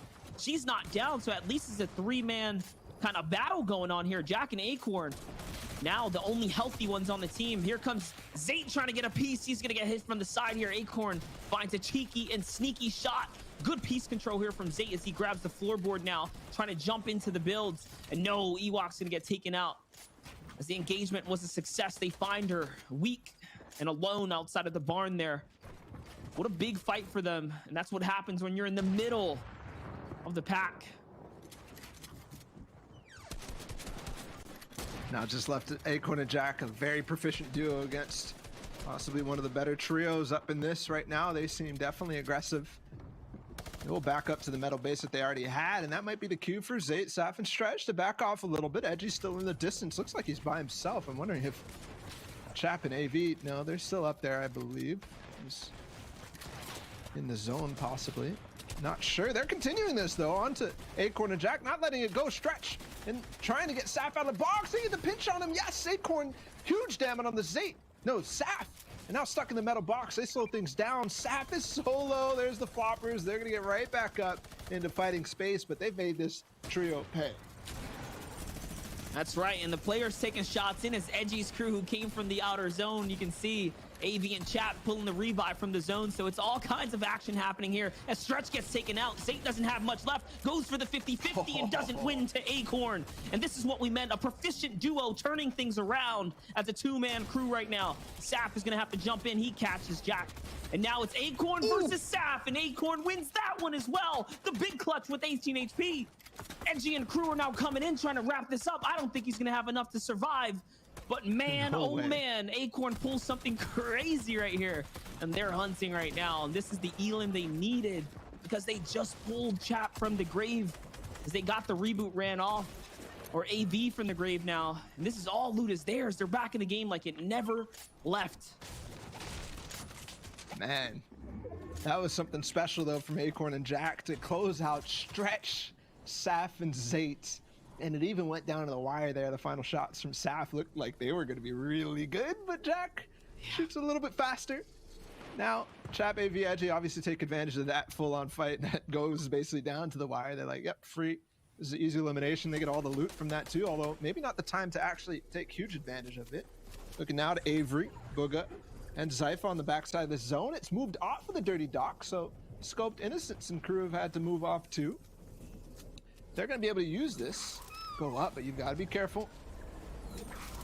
When you're up in the sky, definitely could get shot, as we saw Bully do massively from high ground in that last game. They're going to get right outside his zone, not opt to go too far in because there's a high ground opportunity for free here on the side of this one. Looking to see, is there any loot here? Is there anything available for me to grab? Or is there anybody else around? Creo Kanata Unknown have made their way all the way down to the south side of this mountain, so making a bit of an adventure for them. They're on the mountain, though, moving down. And these shots were still crucial, guys. You saw the impact of the storm surge in the previous game. You didn't think you'd see it because of the lighter population, but as these zones start to approach, players start to park up, really situate here. Heavy snipes being exchanged from both parties now. Back and forth. Here's Mega and Dubs. Cease, as we said, we want to see them get turned online. And no, Creo, Unknown, and Kanata coming so late into the zone from an awkward angle off the mountain now are pinched between the fire range of the two teams that were just outside of the storm here, Bala. They're going toe-to-toe right now. The Brutus minigun from the distance is going to find Creo here. Sneaking in shots, unknowns by himself. This is not looking good for him at all. What can you do as the shots come in? He scrambles for the builds here, and it's just a matter of time before he's going to run out. Here it is. 800 ammunition, light ammo. He's basically bringing loot to them.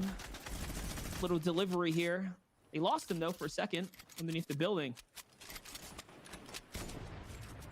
Shouldn't be too bad for them. Obviously, they wanted it, but they're not going to go off of their high ground just to find one player, especially possibly knowing who it is after they got those eliminations. Booga and Avery, they're making their way across, and look who's on high ground. It's Has a great 72 hours, and Mikey in a good position, too, on the side of zone, so potential there for them.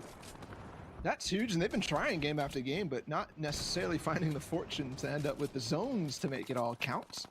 Calculator directly underneath them, Macwood and Bucky with them as well, and their loadout looking very healthy, at least two. Ninja alive directly underneath them, by the way. He's made his way all the way here, and I was looking at the streams earlier to see exactly what his HP situation was. It was completely shambles. But he's back up and looking very good in this case. Possible clutch here from Ninja to bring them up from 15th place where they currently stand. Unfortunately, they had that engagement against Scoped, Innocence, and Assault, who still look very, very good, right above Mega, Cease, and Dubs, who were in 0 points before this. We'll see. We'll see. You see the pressure coming in to Booga and Zypha as they are trying to park up underneath. Zypha's going to find Unknown on the back half. They're trying to rotate in late, and that's going to be the free point for him. He's going to have to scramble inwards. This is what you need to do, guys. If you are under some serious pressure, you have to close that distance between yourself and the incoming fire. That's why he's able to stay alive here now. This is looking like a big game right now as they're parked up. This could be a huge refresher for them if they can grab all the gear down below. And yes, the team is still alive. Now we have 3 trios on top of one another parked up. Huge trios too. Where did zone goes? The question looks like it's not where 72 Hours Mikey has a great word, because you see Ship already make his rotation down that hill. Not many other players doing much. It looks like it's actually Jared and crew who are the only players in zone. Yeah, they'll have to move off a little bit. They're looking to hold as well. As the great possible shots on the Scope, Assault and Innocence. And you mentioned it for a second there. In game number 1, Assault, Innocence, and Scope had the high ground. Their problem was playing a little too aggressive and ending up getting knocked off. Nate Hill still up in this one. Dubs, Megan, Cease, their first attempts and first say at endgame. They have to move a long way, and they're trying not to spend that pad. We'll see if that ends up backfiring, though, as this is going to be an important zone. They're going to find Ninja down here by himself. It's Ship and Roller who actually send in the heavy sniper shot. Is that going to be the signal, though, as the shots are coming in now? Dubs, Mega pushing all the way through with Cease here through enemy builds, really bullying their way all the way across right now. Not even expending a lot of mats because they're recycling. It's also up for high ground. They're playing for height now, Balla. Dubs is under some serious pressure. The lobby's not letting it happen. Not at all. Not for free. No, they're not, but I think Cease is up there. Yes, he's taking it over. Scoped, Innocence, and crew. Meanwhile, though, it has the great up on high ground. Nice beams from Cease. He's going to make him fall and definitely potentially cap off of that. But for now, more. There's a minigun in tow as well. More shots from Cease. Mega also combining. Looks like they've won the fight so far, but they have to wait as this continues to push. Bizzle, Commandment, them, they're in mid-ground. Graska still alive. Ninja did finally just go down to Edgy, so his run over, and he's not going to be able to get too much more. There's Bizzle fighting from below, actually taken out. Has the great, possibly a snipe. Here it is again, continuing to go north, and Cease and crew have gotten. I believe they're going to try to maintain, but no, look in the background. Bizzle, Emad, Commandment, they're fighting a little bit to get that loot off of the player that they took out up above. It's potential for them to have a good launching point for high ground in the future zones.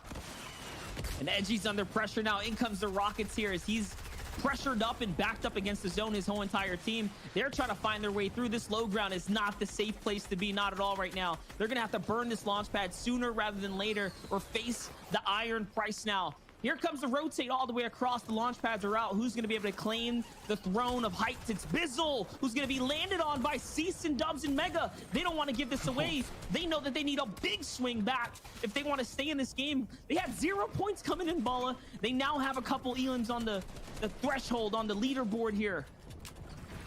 You can see Storm Funk Surge goes down a little two. bit of a factor. Bucky picks up one. Macwood is actually the player who gets up. Cypher's still in this as well, though. Macwood, Bucky, where is his teammates? I don't even think they're up here with him. No, they are right on the same ladder. Meanwhile, Edgy and AV are looking at front. They're going to crank right up, and this is going to be a huge fight. I think Macwood is already giving it up. Yes, 4 teams to start things off on that high ground fight, and now finally another in 7th zone. It's AV, Chap, and Edgy who take it, and they've got a full wide spread tarp that they've been gifted up off the mountain as it continues now to go even further west. There's Dubs, who started off on high ground. They're getting pressured now, and you said they need a big game. So far, they've gotten pushed off a height and really haven't found anything, but now possibly a good lane. Showing you that timing is everything for high ground in the end game. Anything can happen. Rockets coming out, shots being fired here. Innocence back in the zone. That means I no longer see Scoped in this game either. Here comes Dubs pushing out from the outside. He has to stay in. Innocence is by himself, confirmed now. You see his perspective. Minigun in hand. Brutus says he's underneath. Keeping fire. He hits the whole team. Lights him up, but it's not going to be enough to get the conversion.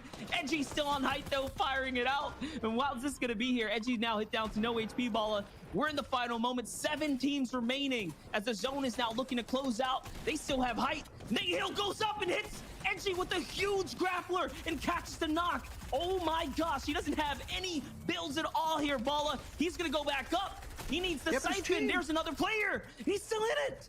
My gosh. He gets the siphon, but no materials. He still has the grappler. Who's above him? I believe possibly teammate. Yes, it's Bully. He gets up there, possibly going to split now. But a full trio, Graska, Reverse, and Summer, who won the first game, and Nate Hill and crew still up on high ground. Now it's possibly going to be a 3 versus 3 with them involved. Ship in this too, and so is D-Roller. But AV up, he could have a big impact too as he takes out Reverse 2K through the top, but then gets taken out. Summer trades it. Now Graska still alive in this one. 3 teams left. It's Ship.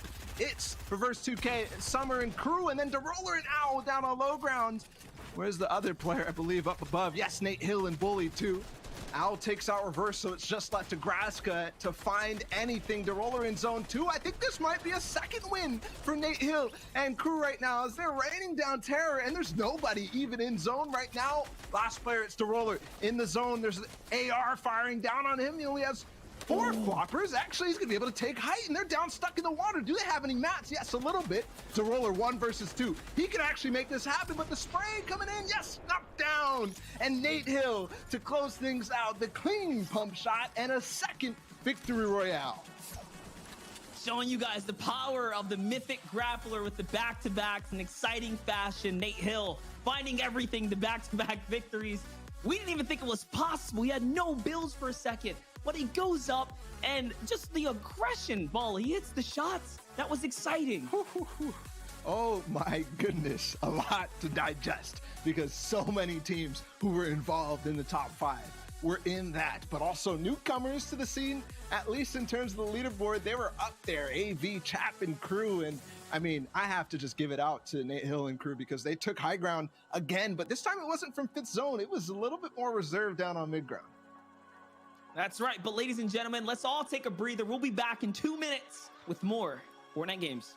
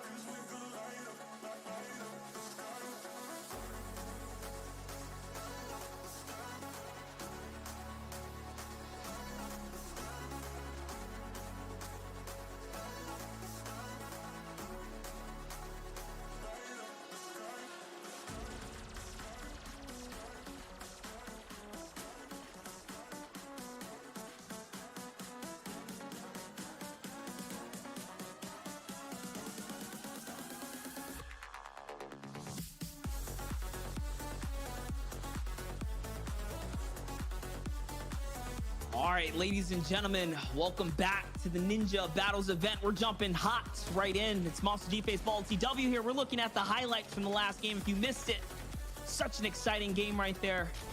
In week 2, game 3, just craziness, man. We saw Nate Hill fly up to the high ground, 8 HP Ball TW. He hit the one tap with 8 HP. Such an exciting way to finish up that last game, back-to-back victories. This was probably my favorite game of Ninja Battles so far, and for many reasons. The early game engagements, Acorn and Jack come in 1-2 versus 3, and here it is. One tack onto Edgy, my the grappler gosh. with no mats and 8 HP. Don't forget that was a team holding heights, and because of that, they lose it. And who is the one to actually be able to take it? It's none other than Bully, and they close things out onto Roller, which, by the way, again, one of the things people were calling him out. Ship not somebody you can count out from the Mixer community. This guy is clearly good, and he's putting his name out there for a lot of people here in Ninja Battles. That's how it's happening here. Things are definitely unfolding. The end game is crazy. Oh my gosh, that little breather there was much needed. I think I nearly threw my voice out of the excitement that we saw unfold. And that's the thing about Fortnite. That's the beauty of Fortnite competitive. You never exactly know what you're going to expect. Let's give some more credit to Acorn with the Acorn and Jack 2v3 right after Ewok falls in the farms. That was incredible. We're watching some exceptional high tier gameplay. And that's what we talked about in the game 1.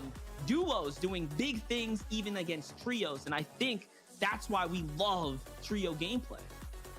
Yeah, and you actually think about how that fight unfolded. Stretch ended up being the first to get knocked out of that fight, and it ended up being Acorn and Jack versus 8 and Sap for a bit, so duo versus duo.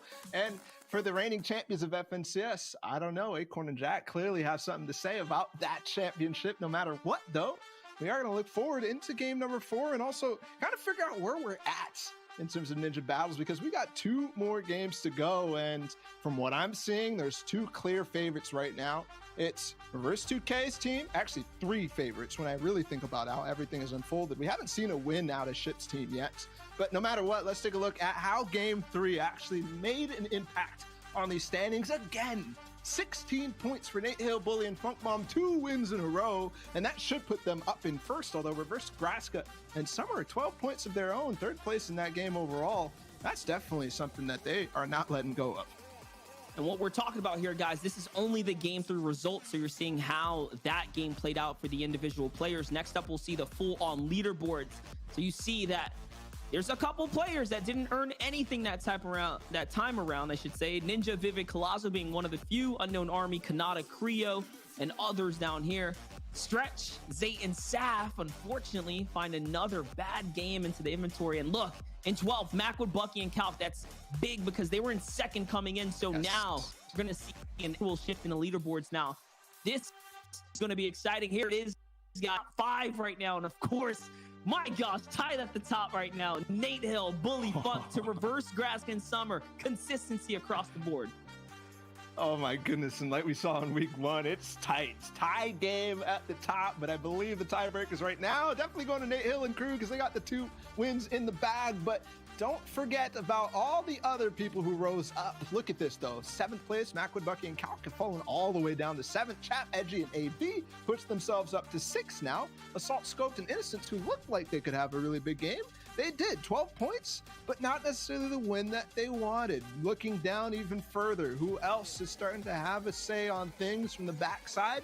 Cypher, PK, Hogman, and Benny, 8 points in that one. That's starting to be a rise a little earlier than what they had in week number 1.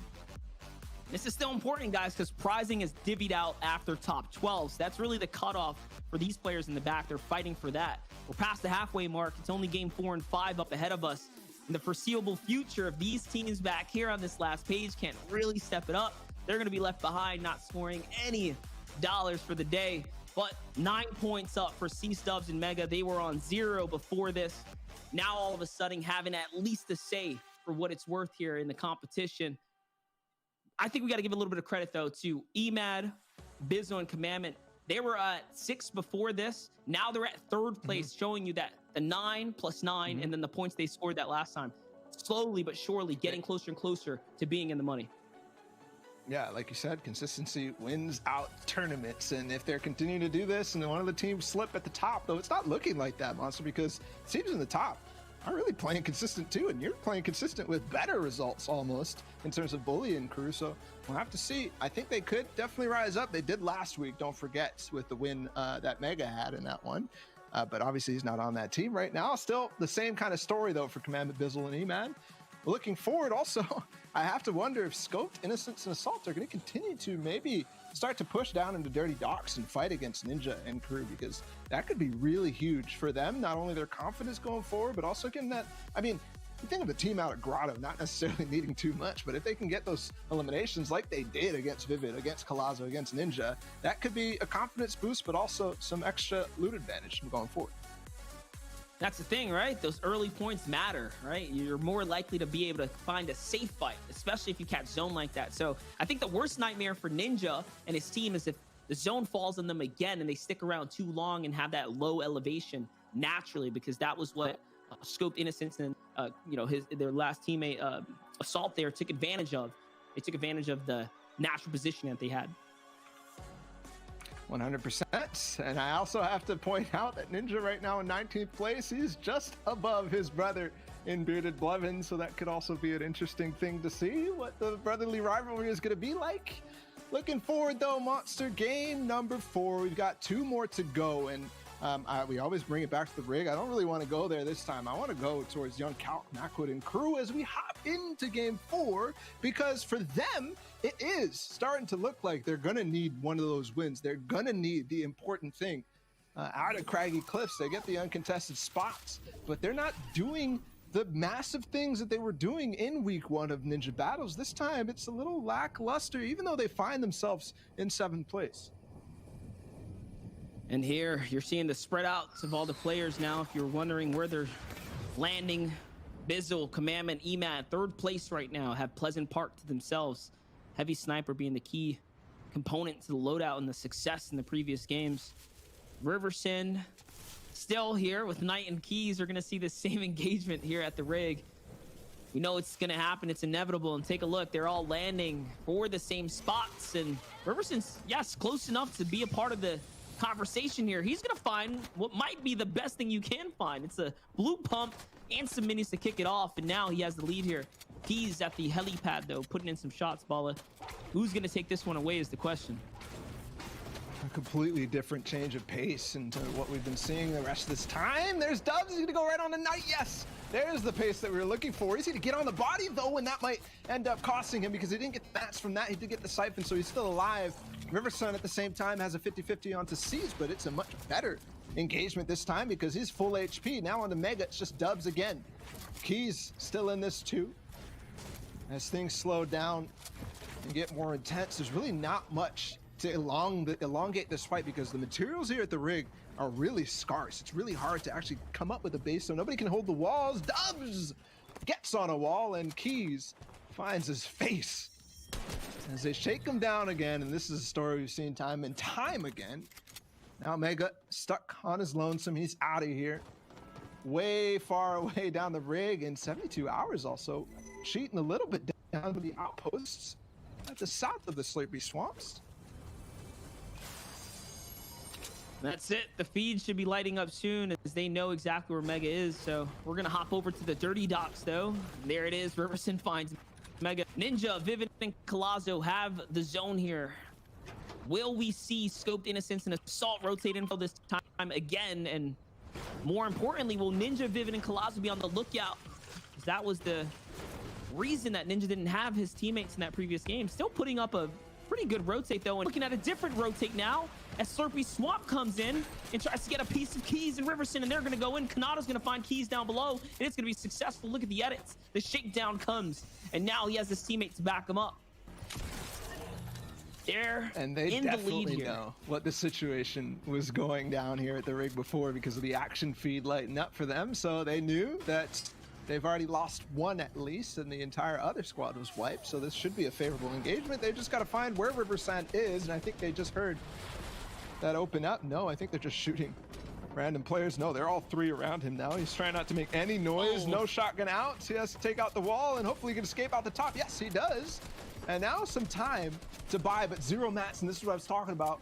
So scarce. He's done. He can't, like, he's got to pull some crazy stuff with his shots because he's a fish in the water right now. Riversun is stuck and down. I'm seeing no potential for him as Unknown finds him in the back. And there's a loot. They've got possibly everything at the rig, but I saw 72 hours. I saw Tom sneaking up here. Possibly he took the card, or at least got TNTina, so who knows if they can get the vault. Another aggressive play from Scope to Salt and Innocence. This time it's on the Retail Road team, though. And they're rotating, looking for fights. Bearder Blevins is going to get hit with the headshot heavy sniper follow-up here, and he gets taken out by Assault with a beautiful shot. Tular left by himself now, trying to go up for height. Goes for the 50-50 and finds a big monster shot here on Assault. And Innocence trying to come in to back up his teammate. The fire from downrange or Brutus's minigun is the disrupting factor. Bonsai Bros gets taken out, and that's just enough now as they find themselves 3 points into Retail. So instead of going to Dirty Docks, they push Retail Row. Another early game for several points to be thrown up on the board for these guys. Well done. From Scope to Salt and Innocence, they continue the momentum forward. A little bit even faster than the last time. We saw a big stalemate last time in terms of positioning, fighting into Dirty Docks, so opting not to even go for that. Inherently, Retail Row can get a little bit faster off that mountain, but the positional advantage goes to Scope to Salt and Innocence no matter what, because Retail team has no info of what the Grotto team is going to do. They can literally land right on top of them if they so desired, but looking at the movements here from Assault, Scoped, and Innocence, they might be looking for more as they move back away from the zone and towards the edge of the map. And now pushing on across here. Got the river push through. And in game one, I was curious, was Chap and AV playing the edgy here? Or playing the agency, not the edgy, but were they landing at the agency? And they are. That's why we're seeing them in that center map all the time, getting into small scuffles here with teams like Bizzle, who comes down from the Pleasant Park section. And this is a great location, especially to have to yourself. Not only do you get first dibs on the zone, but you get all the vault loot and everything that comes with it. Decisions to choose a great spot on the map or fight if you really wanted. Not taking the best advantage of it. That is the way it goes here. Gonna hop to that little wide shot. Shout out to the Obs crew, giving us the good visuals here. But all right, Balla, we're back. Creo, Kanata here. This is the team that took the remnants of the rig, pushing into that for good reason, and they've got everything now working for them, playing aggressively like we're used to them seeing them. They kind of played a little bit passive in game number 1, but ramped it up in game number 2, and clearly in game number 3. Starting to push themselves up the leaderboard as well, but they definitely need more eliminations. There's the Boombo, so they got the vaults most likely too off of TNT. Or actually, possibly not. Never know what Tom did, although they're right next to them now. And they hear it. Kanata knows he starts to build safety, but also calling it in for his teammate. The airstrike of Unknown Army is lurking in the distance. And you know that once these guys find a prey, they're going to continue to hunt all the way through. The best part about this is the fact that they upgraded, so the material cost is going to be kind of low here. This is the hunt, this is the fight you want to take, knowing that you have that small but important advantage of loots over them. Remember, this bow here, Boom Bow, does a lot of damage, can effectively take off all the shield pretty much, one good shot. I think it even has a headshot multiplier if you can find it. It's be kind of interesting, but all right, they're just looking for shots here. Kanata not looking to jump in, not just yet, not here. And they're gonna call to get to the zone and hold them out instead. Remember, the bow, perfect for this situation as well, for them to build with mats they don't have because they upgraded. Take a look. They're choosing to stay just a little bit. They know they're being held out. Probably gonna campfires and trying to play something smarter out and around here, but time is ticking, Balla. They don't have white heels. At least 72 hours doesn't. And in zone, they're trying to avoid the players that obviously pushed them. And they did do that, but at the cost of sticking in the zone. There's a couple campfires, though. And probably with the small amount of teams, they should be okay coming out of the zone. Tom known for staying in the zone a little bit. Going back to his antics in Wailing Woods. This time, though, Weeping Woods. See if he has a bunch of medkits to pop. regardless, not too concerned about the future for that team. Where is this going to go for Kanata and crew, though? Nothing really looming for them on the radar on the mini-map in the bottom right. They should be able to get in. Pretty much white line. Everybody else in the fray, inside of that zone already. And you could see teams playing definitely a little bit more aggressive. Obviously, we've seen that so far, but look at the player count in the top left. Already down to 51, and 3 full squads or trios have been eliminated from this game.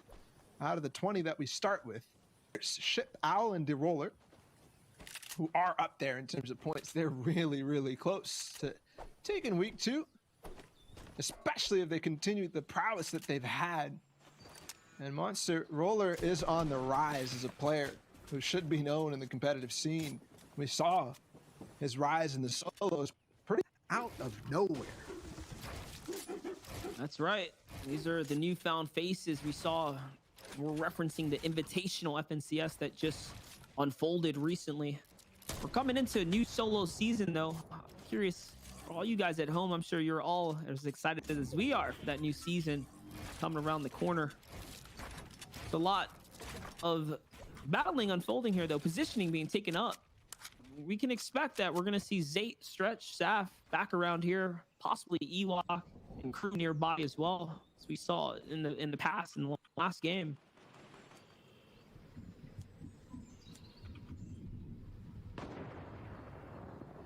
It's funny how the top teams end up being in such close vicinity to each other. Summer, Graska, Reverse 2K against Owl, DeRoller, and Ship, who we've seen them have engagements in towards the end game. Ninja, Colazo, and Vivid, they've made it out of the early game this time. No Scoped Assault and Innocence right on top of them, and a centered position in second zone. Looking very good. They've got a launch pad again. Continuously having that out of Dirty Docks. The loot potential there very, very high.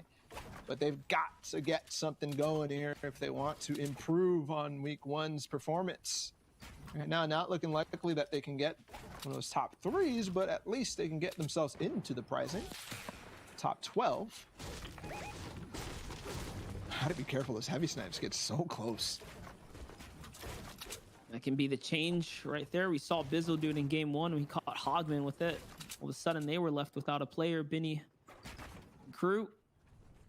But here, looking around the map now, you get to see the full picture, the bigger picture. There's only one team moving in on the back half. It's probably Kanata and Unknown, as they did the same thing last game and got punished for it. Ninja using his own signature pom-pom right there. Get that in the chat one time for you boys. Iconic. Macwood, Calc, and Bucky, they've got themselves a spot too. It's in the Frenzy Orchard though, and look who's lurking.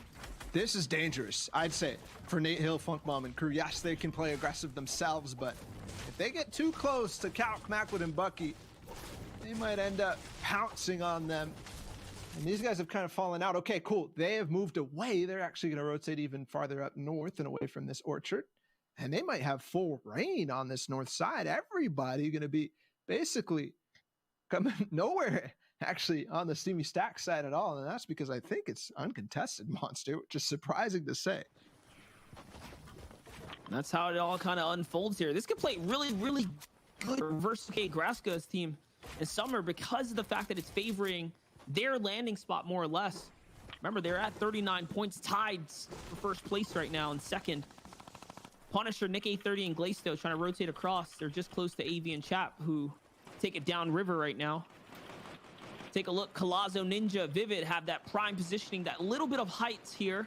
Remember, the new map is not too crazy with the elevation, so if you catch it, you have some really good real estate in comparison to the rest of the lobby now. Power of the river rotates, gonna get AV, Chap, and Edgy in a good spot now. Gun in the inventory, launch pad in the inventory, harpoon for the end game. Be able to hang out here and probably buy themselves.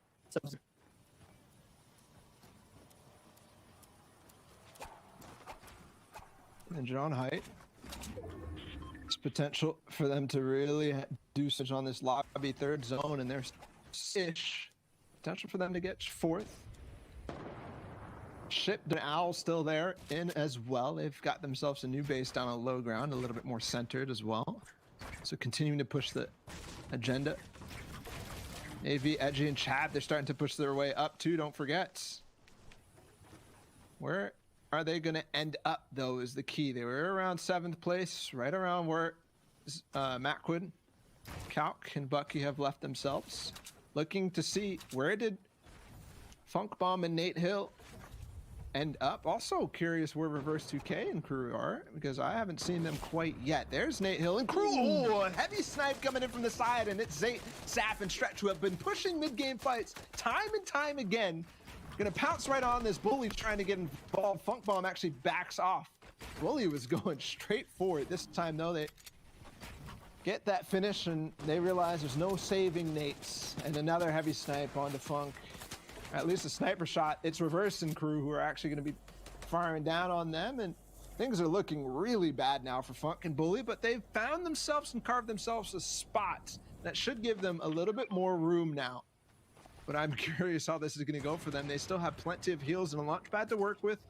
They're going to get Funk Bomb back up HP-wise, and they've got themselves a good base to get the time that they need for it. This is big. That's your first place team now being crippled here with the shot that's going to take out Nate Hill. So 2 players remaining. Here's your look at the map. These players have to collide into the center now. Zypha, Booga, and Avery are going to be the only crew on the outside on the right-hand side. Look at Stretch, Saf, Zate up above, nice and late in here. Third team run for the money. Graska, Summer, and Reverse 2K. And they're so close, by the way. Remember to Funk down below on the left-hand side here. Stretch with the shots connecting. They're coming up. They want a piece of this real estate. That rocket launcher is going to open things up for them to be able to take this high ground now. Love to run back here from Reverse, trying to get with his teammates. Figure things out. They lose it. But for what? Because this is not even safe to the zone. Yes, they're just going to default to giving it up and get out of there. As they're looking. This is dangerous, man. All the top teams are going to be congested right next to each other. Reverse 2K even going to try to build up over top of the Roller and crew, and yes, they do make it happen. So he's carved himself a spot.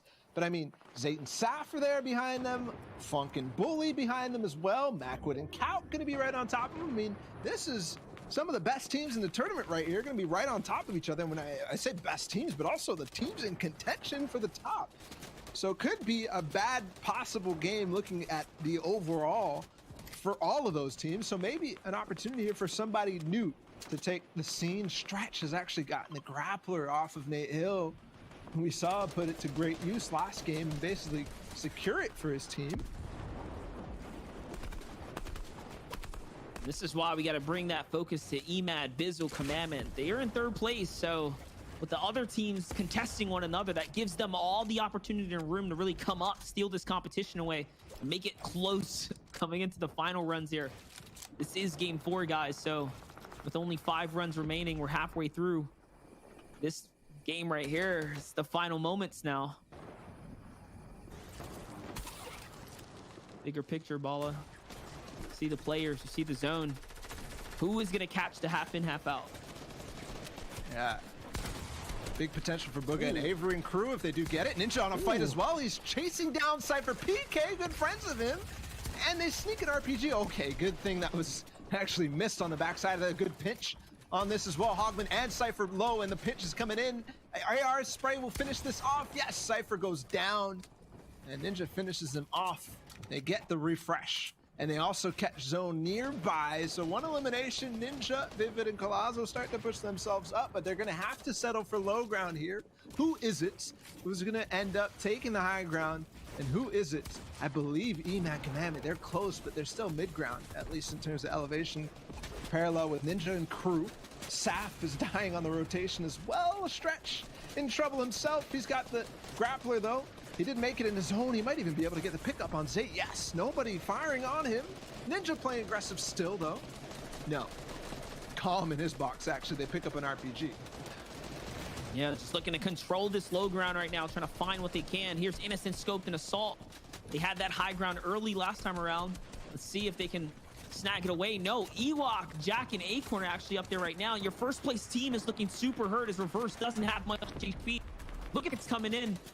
Emad, Bizzle, underneath that. Double rocket launcher from Zayt and Stretch right now as they're trying to find its way in AV now as he was already knocked. Zayt's gonna be the winner of that point right there. It's his. More double RPGs. It's a 2v2. They split this team up for all the gear, all the loot. It's gonna be theirs. Now jumping back over. Ninja, Vivid, Collazo here trying to find their way through. From low ground to mid ground now, inching their way up. That was a huge impact frag, right? It puts them back in the game, finding Cypher PK. They can make for plays like this now. Splitting the launch pads there. Definitely was huge for them. Like you said, Assault in this as well. Sculpt is gonna look at stretched. Zayt's stuck now by himself. No grappler for him. That's the difficulty of implementing the grappler in with the trio gameplay. Zayt's stuck on the front side of that zone, and there's no way he's gonna be able to catch up with his teammate. Stretch, there he is, down and out. Stretch finds himself a box as well. Scope with 4 floppers. There, finally Zayt goes down. Took a while, but it did end up getting confirmed. 16 teams now up. Who is it going to be on height? Acorn, Jack, and Ewok look to have lost it to Unknown and crew. Launchpad coming in from Vivid, Ninja, and they take a low ground layer right next to this porta potty, getting right back up to Vivid now. They're going to be able to start tunneling forward. Possibly the best position we've seen from them in an endgame so far. This is a great wide shot right here. As you can see, all the crews now trying to make their way to this next safe zone. And it's Storm Surge that's going to be a factor, but Unknown Army's going to get hit by Booga from the distance. And now Zypha cranking up just a little bit, trying to see what he can do with the high ground. Creo actually doesn't have that much HP either. And there goes the conversion onto Unknown as he falls in a turn of events from Booga with a big sniper shot from downrange. Now Ninja still alive in the low ground, still very, very close to making it all the way through to the final placement points here. Kanata by himself. Creo's gonna fall, and he is by himself. Can he clutch up? Can he find some points? Remember, they were all the way at the swamp, all the way at the rig in that early game push. Balla, the shots are coming out. Can he clutch? That is what I'm looking for. I'm looking for also a lot of different players. Look, Funk Bomb's still alive, by the way. He must be by himself right now. Ninja finally goes down, but Vivid and Collazo still up. They can get the placement points. They're so close to that as the roller takes down Funk. And now all of a sudden, top teams are taking out top teams. Where is this going to end up? Where's Reverse 2K and Crew? Assault, Scoped, and Innocent still on low ground. They've got 5 eliminations. Don't forget the 3 they had in Retail Row earlier. Now moving forward, low ground, Innocent still in their box. They're really carving out a lot of space there. Ewok, Acorn, and Crew still up as well, right on top of Bucky and everybody else. Kanata, though, here's Collazo and Vivid. It might be the end of him, yes. Right before placement 2, Collazo's still up. He's potentially clutched those couple of points. But I think he might go down and out. Kanata now 1 elimination, still working by himself. He still has plenty of heals and stuff, but there's Jack and Acorn with Ewok all in the end game. This could be huge for them. And Emad falls, and I saw Nick A30 actually take out Graska as well. So your second place, third place, first place teams all falling right now. So anything can happen now as the leaderboard will be shifted after this game. There goes the grappler up for height. Booga, Zypha now find it. Launch pads are coming out, and they do have control here. Harpoon is going to be a big factor to pick up some loot from the zone. So many players are back here. There's Assault. He's going to fall. And the conversion now as Ewok is down. Acorn playing for floppers here. What is this going to amount to as Booga still cleaning it up now? The elevation, the difference maker. He can't even build up, but he's going to find someone in the zone. And Booga finds another point. It's going to favor them now. And this zone is going to be able just to be enough to probably win the game here. Acorn comes up and finds Zypha. What is happening? They don't have Matt's Balla, and he's in the zone. Just a grappler. No way. No Acorn Bruce. took height. Now there's an RPG. He's going to be able to gosh. connect. Yes, he still has mats to actually work with. Booga's going to knock it right down. Again, the zone pushing him off to not be able to connect, but still more. So low, and then finally a connect from Avery. It looked like there was potential for him to make that clutch, but Acorn is going to have to settle with second place as it's Booga, Zypha, and Avery, your victory royale in game number 4. And not only that, with 6 big points as well here. That was game 4 of the Ninja Battles events here for week 2. What an exciting, close game. Acorn for a second looked like he was going to be able to win that. The huge 1 pump onto Zypha. If he would have gotten the siphon and the mats, I think he would have ran away with that one, Balla. Yeah, it's possible. I mean, Acorn is somebody that you think he's playing an event. They're definitely going to win a game or two in this, but they have to settle a second, like I said, and still a good performance from them. But Bugha, Avery, and Zypha, they pushed themselves up from the fifth ground high, actually the sixth zone high ground retake that they had. Remember that snipe onto unknown to start things off. That's why they were up there. That's why they were holding. But when you think about everybody else who was pushing towards the placement, I think it was Funk Bomb who was actually out of the top 3 teams leading the way in terms of the highest placement in that. So I have to see. We talked about somebody going to come out of this one probably on top and catching up from everything. So maybe Bugha and crew are there now. But let's take a look at the highlights, how this all unfolded, the big eliminations from Ninja's team on the Cypher crew, and then at closer to end game stretch with that grappler, it did actually have an effect on Calc and Acorn at the end, but my goodness, this was the good game. Yeah, and this shows you that the big teams falling in the mid game as we were approaching that end game is going to shake things up. You see Graska in the feed lighting it up, but there, Nick A30 does get the exchange. So how is that going to play out as your first and second place teams were basically disrupted from earning more points in this round here? Here's Acorn, who had the big pickup, and this is probably what changed right here when he was able to grapple up the loot. Like we said, I think he manages to find just enough to stay alive. And your final moments there, the exchange, we finally get to see Avery's POV. He lands the big shot for the 6th elimination and the victory royale. That victory being worth 10 points. The 6 from the Elans, that's a 16-point game swing for them. It's going to be close, but guys, take a break now. We're going to be back in 2 minutes, a short little one. We'll be back with your standings and more Fortnite gameplay.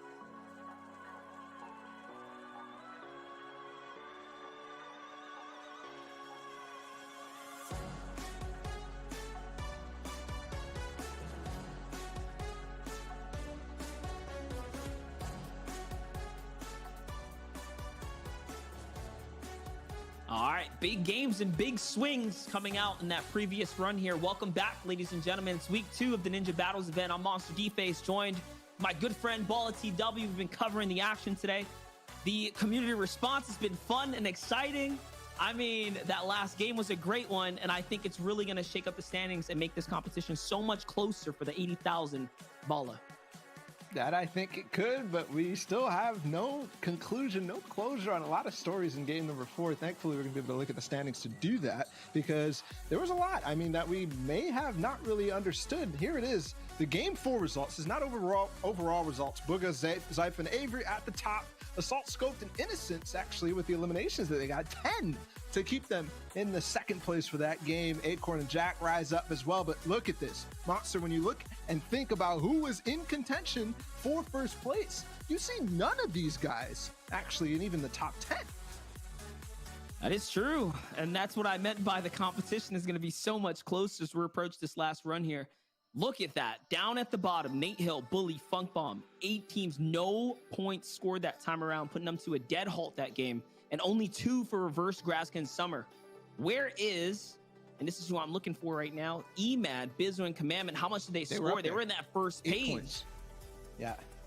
8 points for them. You're talking about consistency. You're talking about the fact that they can get those points game after game. They probably have a high average, but let's take a look. It's a tie, Wow. 3-way tie, Monster. Oh my gosh. 3-way tie between top 3, 41, 41, 41, and EMAD, Bizzle, and Commandment are there, second place right now in terms of the tiebreakers. Nate Hill, Bully, and Funk have fallen way, well, not way behind. They're still only 3 points. I mean, 2 points, actually. As Assault, Scoped, and Innocence also 1 point shy of first place. This could not be any closer going into the final game, game number 5. Here's your second page. Still close all the way down to 9th. Everyone is so like in the running. Honestly, Nick A 30, Gleason Punisher 38 points. Look at how close they are to the top. Your previous champs, Macwood, Bucky, Calc also so close, 36 here. And that victory putting Booga, Zypha, and Avery in the conversation now. Wow. One game in front of us and so many stories, so many players we're going to have to keep up with now. That is ridiculous that Booga, Avery, and Zypha put themselves 6 points within first place right now. It's literally anybody in the top 10's game. This is where it starts to fall off a little bit. 24 points for 11th place in Ewok, Acorn, and Jack. But with the performance that they just had, if you get a win out of them, it's potential to go all the way to the top. But obviously, depending on what a lot of other players are going to be doing, a good game in the trios format. And this format is going to be around that, 15 points, 16, 17 points. So we'll have to see. That's a very good game. So moving into the game number 5, Monster, I honestly think that whoever wins the game could be our winner of Ninja Battles in week number 2 in this final game, especially if it's one towards the top.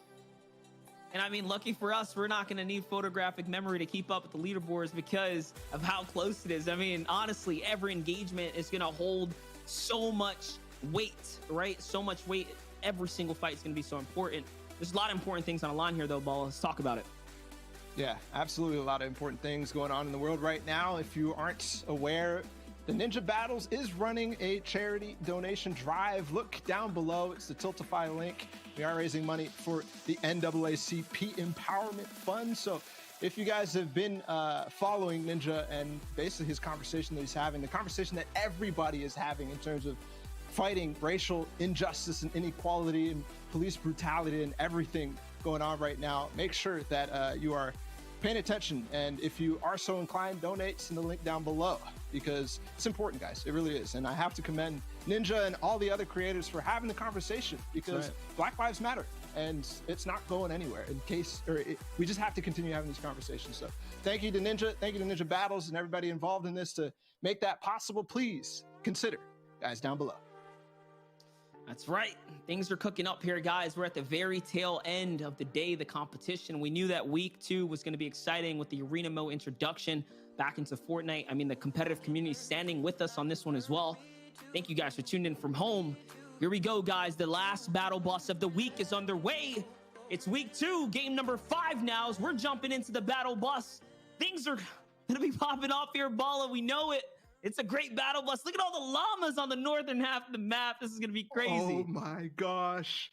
If people realize this could be an all-out brawl because 3 llamas, that could be spotted from a team like Macwood and Calc, but also a team like Bizzle and crew who are really good at spotting those llamas from range as they land in Pleasant Park. Let's see. Bizzle's already marked 1. Yes, already marked 1. He marks 2. They know. But Macwood and crew, I don't think they see him. Reverse 2K is still in the distance too. He's going to continue the same thing that he's been doing time and time again. Don't forget how close this is. Yes! Oh, I thought they were going for it. I thought those purple marks were all diving over towards the llamas. It might not be as big of an impact on the game as we are saying right now, but who knows? Maybe Bizzle finds all of them. You can see already Commandment up there, or possibly EMAD in the distance. There it is. And don't forget the leaderboard. I didn't even know we had this graphic. It is so close. 1 point game between 4th and everybody else, but a 3-way tie at the top. Here's the thing, though. These launch pads are the key component to the llama, right? So that's why it's so important that they're finding these right now. It's giving them all the benefit right now, all the lead that they need, the comfort in this early game. We have the same fight unfolding every single time. We got to give props to Mega, Doves, and Cease giving us the action here against Keys, Riverson down at the rig there. You saw the shots kind of shading out. Someone's going to fall in the feed. Pay close attention as we hop back. Yep. Reverse has been putting up the pressure early, and there it is. It's lighting up. I saw Riverson fall there. Now it's Doves, Megan, Cease who win it. They wiped that up real quick. I think Creo also had a say in this from range from Slurpy Swamps all the way up there because he took out one more. But yeah, I think the observing is also showing us basically, yeah, this fight possibly inconsequential. I mean, Mega, Dubs, and Crew, after they take out Riversun, they didn't really do much with what they had. They got a, mediocre game, a consistent game, but not enough if they are actually falling out and getting 0 points multiple game after game. So possibly something that doesn't actually matter too much, but we'll see. We'll see. Reverse 2K, definitely somebody who matters a little bit more in this. Yes, he's going to clear that all out. Look at this Dome Monster stretch. Zayt and Saf are getting contested by another team here. It's Bonsai Bros and Crew still trying to find some footing in this world that we live in this lobby. And against Zayt, Saf, and Stretch, that is certainly a tall task and maybe not necessarily the optimal strategy here, but who knows? Hey, I mean, these points are still important to snag right now. The shots are going out. You saw from Stretch's movement there that he was very much aware that Tutler was up on height as he stopped farming the walls and skated out and around. They're trying to angle up here. Remember, they play such a wide split. If they don't get jumped on, and they should be A-okay here as they're so distanced out. You can see there's a player on the beach down there. And they have what looks like a triangular circle going around here. Saf on one side, Zayt on the other, Stretch on the other side of the street. And that's what I'm talking about. Here comes the drop down. It doesn't matter where they're on the standings. 3 players jump on 1 player and anything can happen. This is such a big engagement right now that looks like it's going to unfold. Stretch trying to run for himself now, burning all material to really stay alive here.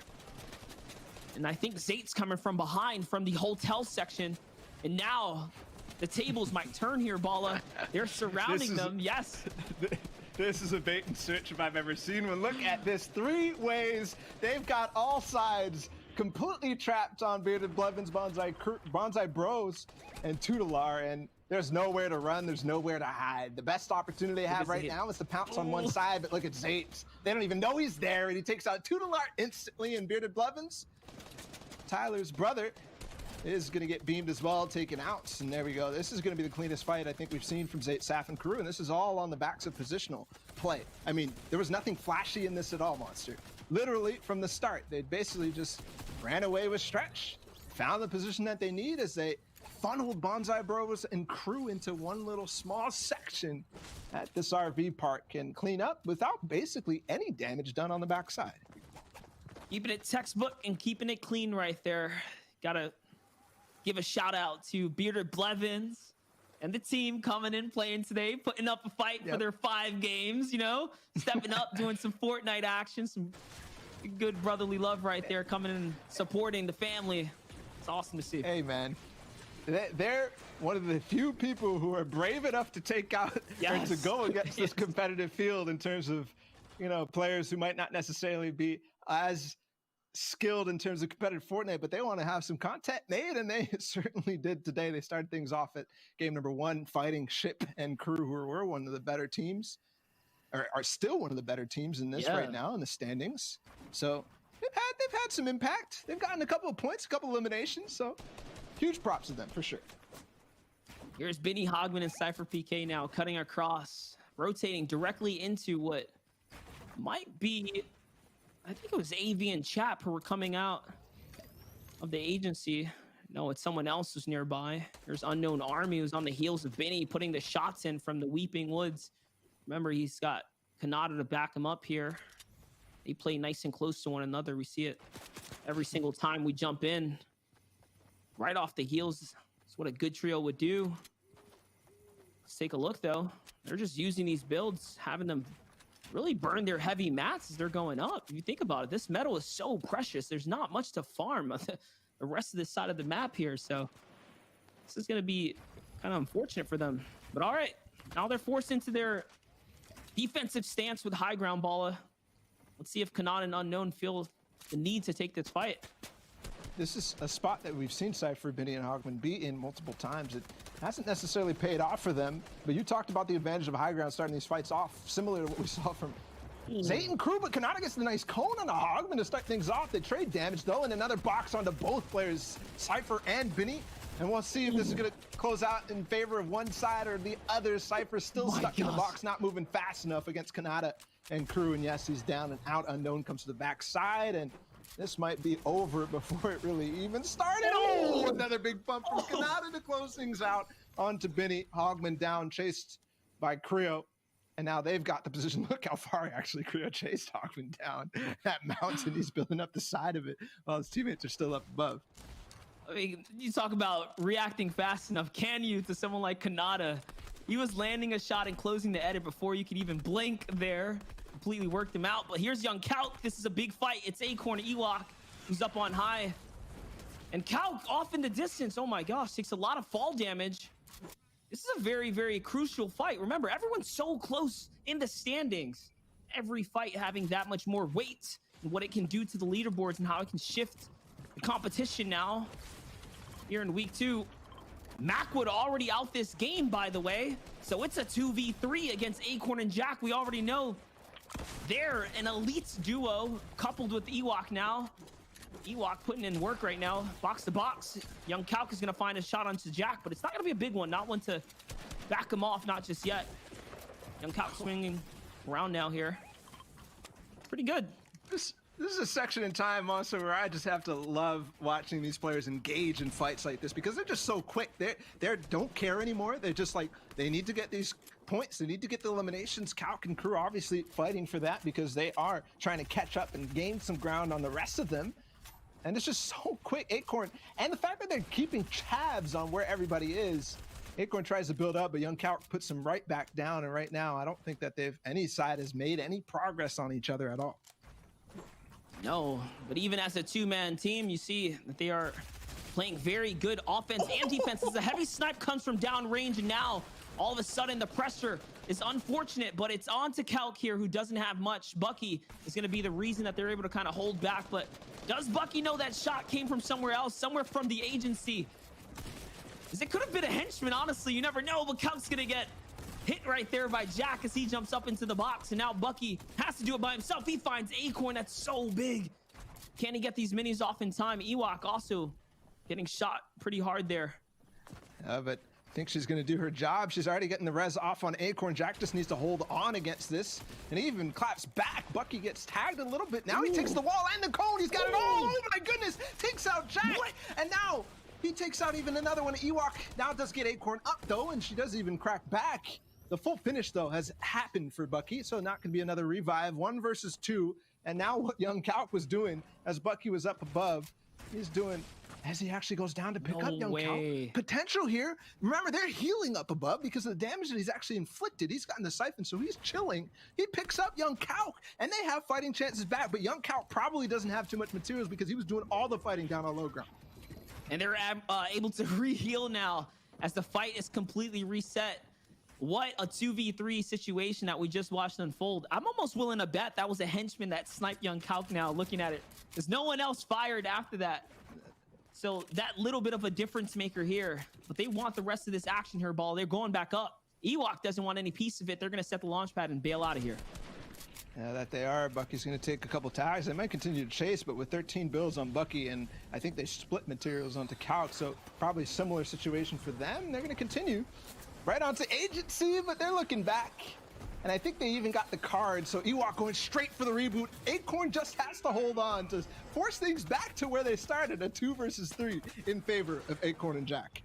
And is Bucky going to be able to read this fast enough to remember that they have that card and Ewok's going for it? Because if they get this res off, it's not going to look good for them regardless of what. Here's the other side of things. Kanata gets sniped and Punisher goes down to Unknown as Nick A30 is left to clutch up by himself. But it's possible. He finds Unknown as he's trying to do the shakedown, and now he's by himself. The big pump. Nick is clutching up right now. Can he get the last one? No, it was close. It was valiant. It was so good though. And Creo manages to get it here. Nick A30, you gotta respect it.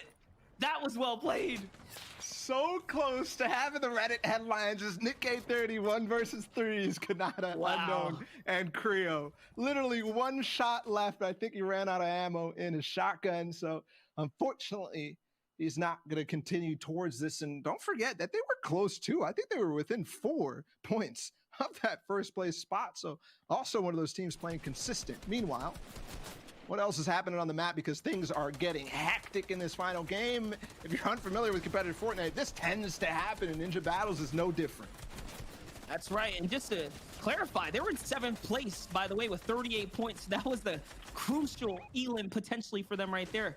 You got to give credit to Nick, especially he's been actually practicing competitive. So seeing it kind of all unfold here, I'm excited to watch the next several weeks of Ninja Battles. We know he's going to make his return.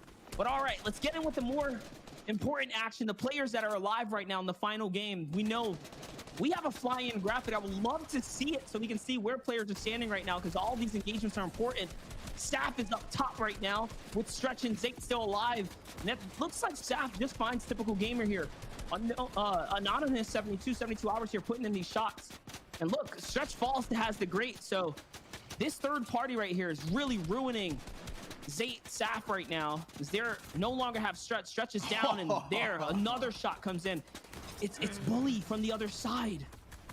It is. They're going to start to fire in on this, but I have to give credit to 72 hours there. The 5-head play to back up and sneak a one tap from the Boombo in from the backside. He takes out Zate to close things off. There's 3 eliminations for them, but now getting pushed from Nate Hill, Funk Bomb, and Bully.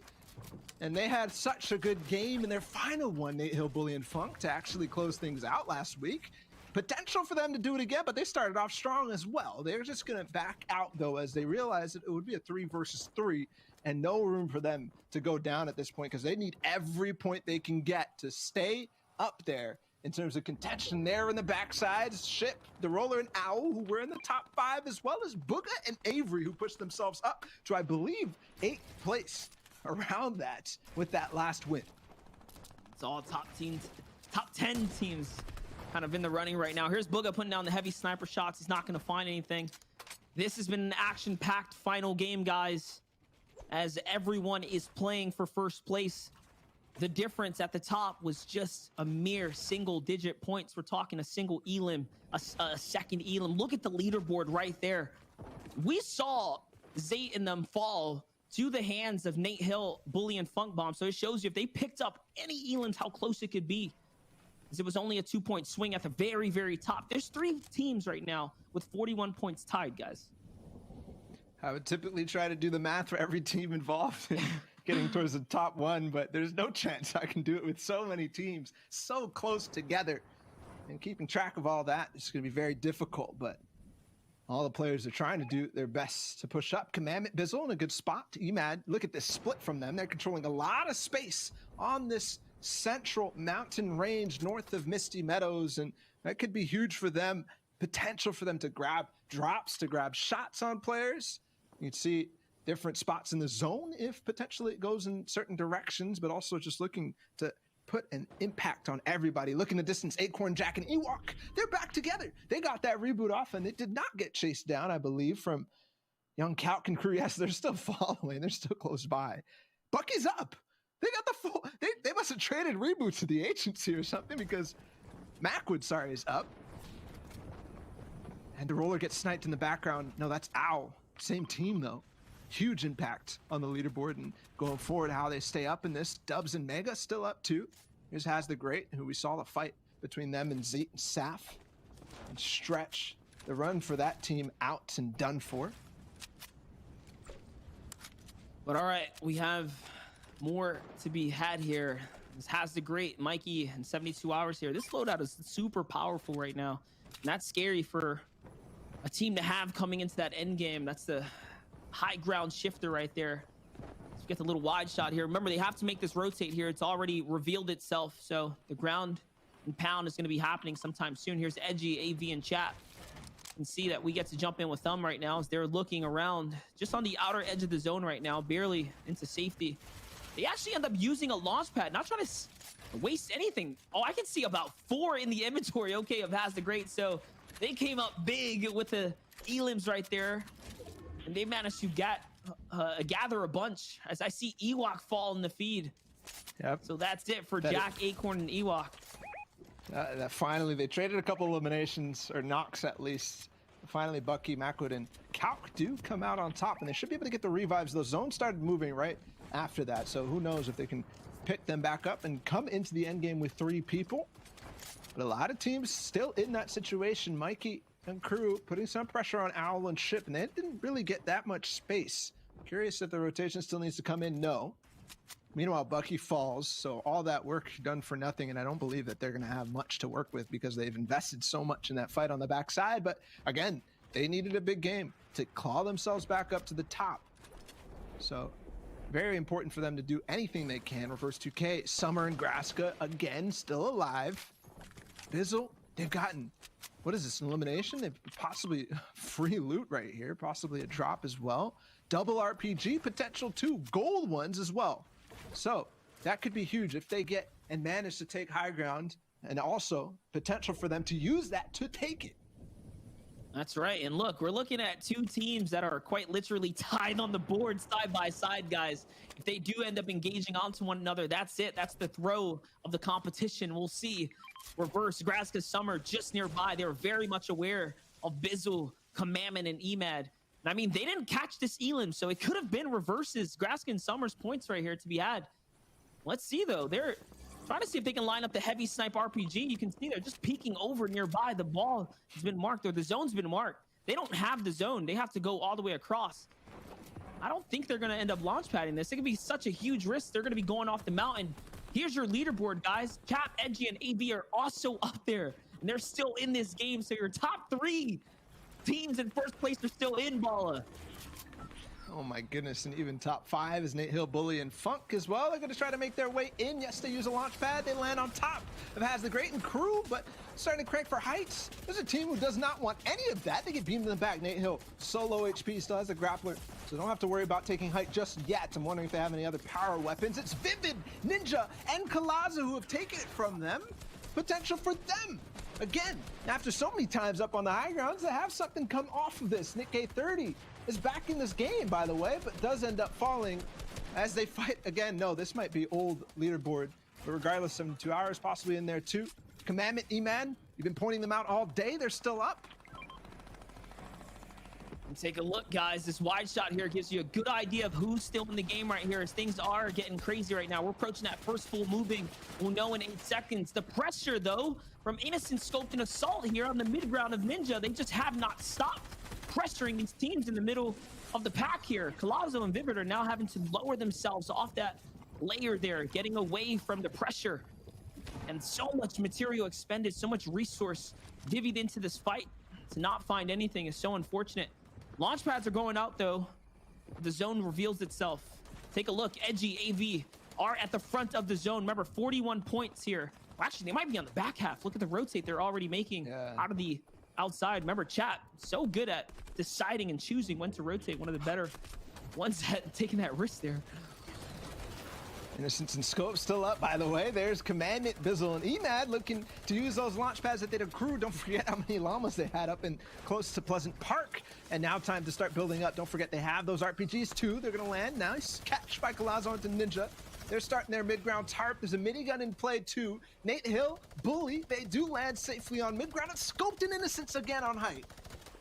And that's the pressure. They've been doing it this entire time. Scope's gonna get beamed, though. He barely has any HP. We'll see if they can continue to hold the high ground. Bully putting in the pressure. It's Bully who's landing the shots here. And he's got Scoped out in his crosshairs. He's going in for it. He really wants this. These are such important points. Remember, they need every single one. I see Zypha's gonna find someone. Mega's gonna fall. And Booga's gonna find Owl. The Roller still in the game is gonna find someone as well. Here's Ninja's perspective, though. They're trying to get a piece of the cake here. Get into the fight right now. Bizzle with the double RPG. They're gonna find Creo. Bye-bye. He gets taken out the game. And these are the points being thrown around. Who is at the top? We don't know, because everyone is so close right now in finding frags, Bala. This fight is still ongoing, Bully against Innocence, and it's going up to the sky. Oh my goodness. Possibly a launch pad play. No, Innocence was fighting against Has the Great, but Hill, another grapple play on the height, and now they have it. But look at this. Emad, after using those RPGs down on low ground, they start to shift the focus, but don't find any opportunities right above them. Yes, the heavy snipe Yes. down. That's Dubs in the box. They get one. C's trying to hold on. He holds it and goes for it. Commandment takes him out still. Mega remaining by himself, but Emad, Commandment, and Bizzle have now moved on a mid-ground layer and starting to play. Ninja finally down, but Colazo and Vivid still up too. But this is it. Here it is. Commandment in the mid-ground tarp right now, looking for the opportunity now to find big points. Funk is by himself. Nate Hill with another low HP play. Can he make something big happen here? There's the shots. There goes Mega. There goes Colazo. Team Ninja is out of the running now. Commandment's gonna fall though, as it's no one's safe here. Bugha somehow finds himself on heights with Zypha. And now But if they don't have convert on an opportunity. if they don't convert on a lot of eliminations from high ground, they're not really going to be able to outplace because Funk Bomb's still alive. Emad and Commandment still alive too. I mean, they were tied in terms of placements, or virtually tied. So Bizzle now coming down from low ground as well. Yes, they combine, finally take out Unknown. Emad is down on low ground by themselves. 2 players from this squad, and now 3 teams up. no. Where can they find themselves the space? It's Bugha and Zypha. Funk Bomb, yes, takes out Emad, and he's still up against Bizzle now on low ground, but Zypha and Booger are up above, so they can make this 2v1v1 count really hard. This is so close. If he's gonna make it to the top, he needs to find a single Elim here on Bizzle. Funk needs to work it out somehow right now. Here it is though. They're working together in unison. They're gonna find the shots, the pressure, and Bizzle finds Funk. That's the 1 point. Look at how many Elims he has. This is so big. Bizzle looking to clutch up right now against Bugha. He's surrounded left and right. Goes out for the Peanut Butter God edit. He's not gonna find it though. And there, the shot straight out. Zypha finds the final one onto Bugha or Bizzle, and it was so close. 5 points for Zypha. Oh my goodness. 5 Elim points for Zypha, but the Victory Royale 2, so they put themselves possibly in position, and that's 2 wins in a row for Bugha, Zypha, and Avery, and possibly pushing themselves way up the leaderboard. But I really don't know if anybody can hang on to the lead against Bizzle, Commandment, and Emad, who from the start of that game looked like they were going to skyrocket to the top because of all those llamas, and then getting the double RPG, man, that's just unfair. How many eliminations they had in that game based off of that was ridiculous. Let's take a look at the highlights though to kind of really try to digest and figure out where are these points going to go, because again, it was so close to the top. That's right. We saw Bizzle have at least 4 or 5 in the inventory himself. Numbers were up on the scoreboard right there. Here's your moments from the last game, guys. This week 2 action has been incredible. Every one of these exchanges, that shot right there is probably one of the dirtiest of the day. Bucky, my gosh, just showing the prowess in the box fight right there, working Jack as Ewok has to run off on the revive there. Here's Nick, who had a phenomenal near clutch up right here, finds Unknown for 1 pumping right there. My gosh, but talk about such an exciting game. Such an exciting game here. This is the start of all the Elims for Bizzle, Emad, and Commandment right here. This is what kind of was the catalyst for them. And then at the end, Zypha and Bugha ending up taking high ground no matter what. Bizzle, Commandment, they look to actually take it for a bit, but there's the final Elim. Zypha onto Bizzle to close things out, and possibly, man, I mean, when all is said and done, that possibly could be the Elim that wins the tournament or does a lot of good things for Zypha and crew, but I don't think so, because obviously Bizzle and crew got 2nd place. So what is it, a 3-point difference between placement plus all the eliminations? It's almost impossible for that to be the case, but you never know. What did D-Roller do and crew, Ship, and all of them? What did Funk Bomb, who got 3rd place? Remember that? Yes. He got an Elim That's as right. well onto Emad in the final moments. There could still That's be what I a was lot talking in the about. air. That's what I was talking about right there. I was saying, hey, listen, if Funk wants to take first, this is the time. He's really got to get in there. You got to play for first. He was doing that. He was looking for those frags in the low ground. We saw it all unfold. The leaderboards are being divvied out, guys. Just bear with us right now. The intensity is there. Last week, 2 weeks ago, Bala, week 1, we saw a close competition, a tie-way at the top. This week is looking no different right now. We don't know who's going to be able to walk out with this one. The Ninja Battles has been some exceptional gameplay for trios. Yeah, absolutely. I mean, one of the first competitions in NA for arena trios and competitive trios in general, which we'll see in the FNCS in season 4. So a preview of that, but also next season's Cash Cups as well. And this is going to continue, Monster. This is going to continue for 4 more weeks down the line. Looking forward. I mean, next Thursday is going to be an exciting competition again, and it's going to be same type of deal, but we're going to be in season 3, sorry. That's right. All the more reason to follow if you're watching from Ninja's channel as well, right? Stay in tune, guys. Turn on those notifications. Things are going to be cooking here on the channel. I really just want to give credits to everyone that showed up and played today. It has been a great and exceptional tournament. The gameplay has only ramped up round after round. The excitement was there. Hope you guys enjoyed the cast. Monster D-Face, Balla TW. We're hanging out right here. Balla, what are you thinking? How is this all going to play out? Who's taking this 25,000? If you have to throw a dart at the wall and take a guess. It has to be Bizzle Commandment, man. It has to be. And Emad, I don't see any other way that this is going to go because the amount of eliminations, it was so close to 10 in that last one. I didn't get the time to do the math to add it all up, but the team in the back is doing that. So, I mean, if I throw it a dart, I'm using a lot of deduction, but it's not just a random guess. One thing I want to do before we do have those standings, guys, is take another opportunity to direct you guys down in below the channel, the Tiltify link below. It is a donation drive for the Ninja Battles events towards the NAACP Empowerment Fund. Because, guys, we got to continue the conversation when it comes to racial injustice and inequality. We have to continue the conversation that Ninja and so many others have been given with their platform and doing with their platform. So we have to commend them, but also, please, if you're interested, and if you want to help fight that cause, it's down below for you guys to peruse. Regardless, Monster, now it's time. We're getting so close. You asked me to throw the darts. Let's no longer throw the darts. Let's not roll the dice. Let's figure out who is your champion of Week 2 Ninja Battles. Here it is. And it is going to be at the top. Booga! No, okay. No, Jeez, wait, no. Hold up, dude, Balla. Hold I'm up, so Balla. like- Not just yet. I'm on my toes, man. Game 4 results, obviously, Booga, Zype, and Avery. There you go. Game 5 results, guys. You get to see how everyone kind of accumulated points there. Shows you how close it is at the top. Look at the 18-point swings. Here is your next page right now. You get to see who got what they got during that game and how they accrued it from eliminations to placement points and just how close it was. Booga, Zypa, Avery 15 that round. Emad, Bizzle, Commandment at 16. Unknown, Kanata, Creo pulled 18 off of just eliminations alone, showing you how close this was. So anything can happen up towards the top here.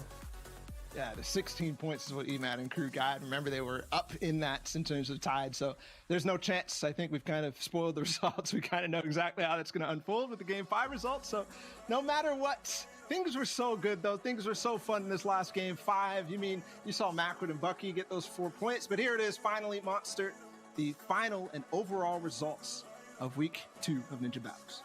That's right. Taking it from the bottom, you see Bearded Blevins. Again, giving respect to anyone that comes in with bravery to play it up. You see Stretch, Zay, and Saf.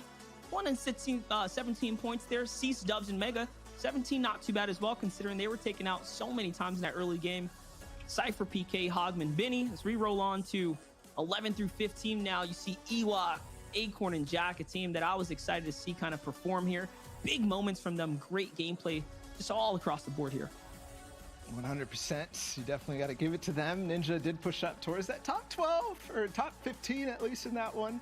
Here it is, guys. The top 10 is Shit, Vanish, Roller, and Al have fallen to 10th. Nick A30, 9th place. Macwood and Calc, 8th place. Unknown Army with that last elimination type game, 18 points in that one. And Salt, Scoped, and Innocence at 49. Here it is, guys. The top 5, the final page of week number 2 for Ninja Battles. Who is it going to be at the top? It's Emad, Bizzle, and Commandment by a wide margin to 7 points, like we thought. So close at the top, but so far, look at the tie for second, third, and fourth place. 50 points all the way down to top 5, which was 49. Such a close competition all the way, Balla. And don't forget, too, that was literally a tie for Victory Royale's 2 wins for both of those teams in second and third. And it is going to be Bizzle, Commandment, and Emad to win it all out. And from what they did in the first week, it's a slightly different team this time, but they pushed themselves up to what? It was like 3rd or 4th place for Bizzle, Mega, and Emad this time. They're champions. That's what we said at the start. Is it the IGL? Is it the crew? What is it, that really brings together a championship team? We'll continue to find out as the weeks go on, but there it is. They performed when it matters most, stood consistent, and then made big swings towards that last game right there. Breaking away the competition with 7 points. That's no easy feat, especially in the last game when the pressure was up and the aggression was up from all the players. Yeah, 100%. Guys, stay with us because we potentially still have an interview. We're trying to get that sorted up so we can talk to our winners and see what was in their minds and what's going into their minds going forward in the rest of these Ninja Battles events. Stay with us for that because we're still trying to get confirmation whether we can get those players. Monster, I have to ask you, because there was a lot of games that went to the wire. I mean, what was the factor for Emad Bizzle and Commandment gameplay-wise, not necessarily the chemistry and leadership-wise that they had, but in this one, what was the key for them? Hey, man, it was just playing their game all the way through. They were slowly but surely chipping away at the iceberg. You saw 9 points in that first game, continuing it up time and time again, and then all of a sudden we saw them in that top 10. They never looked back. They continued to hold that lead. But big elims, right? We saw Bizzle really getting into those fights. We saw the sniper shots coming out, just slowly but surely finding the points off of the elimination. 100%. And we're still waiting for that, by the way. Still also to call out, we're going to do this again. We got 4 more weeks of Ninja Battles action, Monster. And I can't thank the team behind the production, Ninja himself, and the crew behind the adminning team, the gameplay team, all of that have been doing such fantastic jobs. This is probably one of the most exciting events that we've had in the Fortnite scene. It really brings back really good vibes. We are going to get that interview. We're going to try to get Emad, actually. So if you're interested in that, stay tuned. Hey, man, Emad's always down to jump on. Let's see if he can kind of get in here and give some words from the winning team. $25,000 being taken home for their team. They got to be kind of happy right now, feeling good. Talk about those earnings being thrown up and divvied out. That's what it's all about right here. And like you said, the vibes are high, right? The community vibes on Twitter, man. Guys, thank you guys for, dropping all the support. During those breaks, we do see all the messaging coming in. It's been fun, and we have so much more to unfold. I can't wait for the weeks to continue. Like you said, we're leading into that new map, the new season, right? That's more excitement for us to be able to cast over. Like, we're looking at the first competitions coming soon. Alleged new map. We have no clue what's going to happen. I'm sitting here Fortnite nervous. always does something new potentially. I'm scared. I don't know what's coming. But in typical Fortnite fashion, you know what actually stands the test of time, no matter what season or whatever, when it comes down to this top competition, yes, there might be things that people are, scared of or they're worried about going into these, but no matter what, at the top of the top, it always brings the action, always brings the fire. So we'll get to see that next week. I'm pretty excited. That's right. I mean, that's what it's all about, guys. 80,000 on the line every single week. Make sure you guys continue to tune in. We're doing a lot of good things here with the Ninja Battles events. This is week 2. Game 5, like we said, was just concluded. Some great highlights. Feel free to go back, watch it all, get caught up if you missed the action. I'm sure there's going to be some archives there. Like we said, we're trying to see if we can get an interview with one of the winning players, whether it be Emad, Biz, or Commandment, see if someone can jump on here and, just let them get their stake at the floor here to give themselves some shout outs and stuff like that. 100%. It'll be interesting to get some insight from one of those guys, no matter what, because as Trios continues, we want to know. We want to know what makes teams the best. I mean, I've asked you the question multiple times. You've asked me the question too. It's like, what's the secret sauce to Trios and Arena Trios and all that? So I don't know. We'll see if that actually does unfold. That'll be super exciting for sure. And we're still getting confirmation, still trying to get that technically sorted out so we can get him in here no matter what. It's been a blast, Monster. It's been so much fun from week 1 to, what I like so far is that we've kind of got differences. Like literally we get different games every single week. Last time we had the floppers, we had the heel-offs. That was exciting. It was kind of fresh in terms of everything. This week we get typical, competitive, and next week we're gonna get the new season. That's super fun. Hey, man, and I'm hoping that we do get some changes here. We'll see how that all is going to play out. And what I was alluding to before, hey, Epic, they're always throwing some curveballs to make things interesting coming into these new seasons. I mean, it's been a while, the extensions, we'll see what they're working on in the back end there.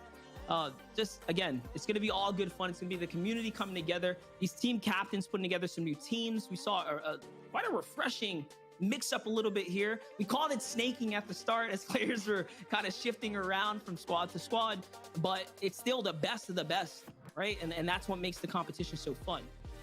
Yeah, and I think we're going to be mixing it up week after week too in terms of who the captains are, who gets the chance to make their teams. I mean, a lot of the people I think Ninja is really trying to involve a lot of different content creators too. Like, bring back the names like Lupo and Courage.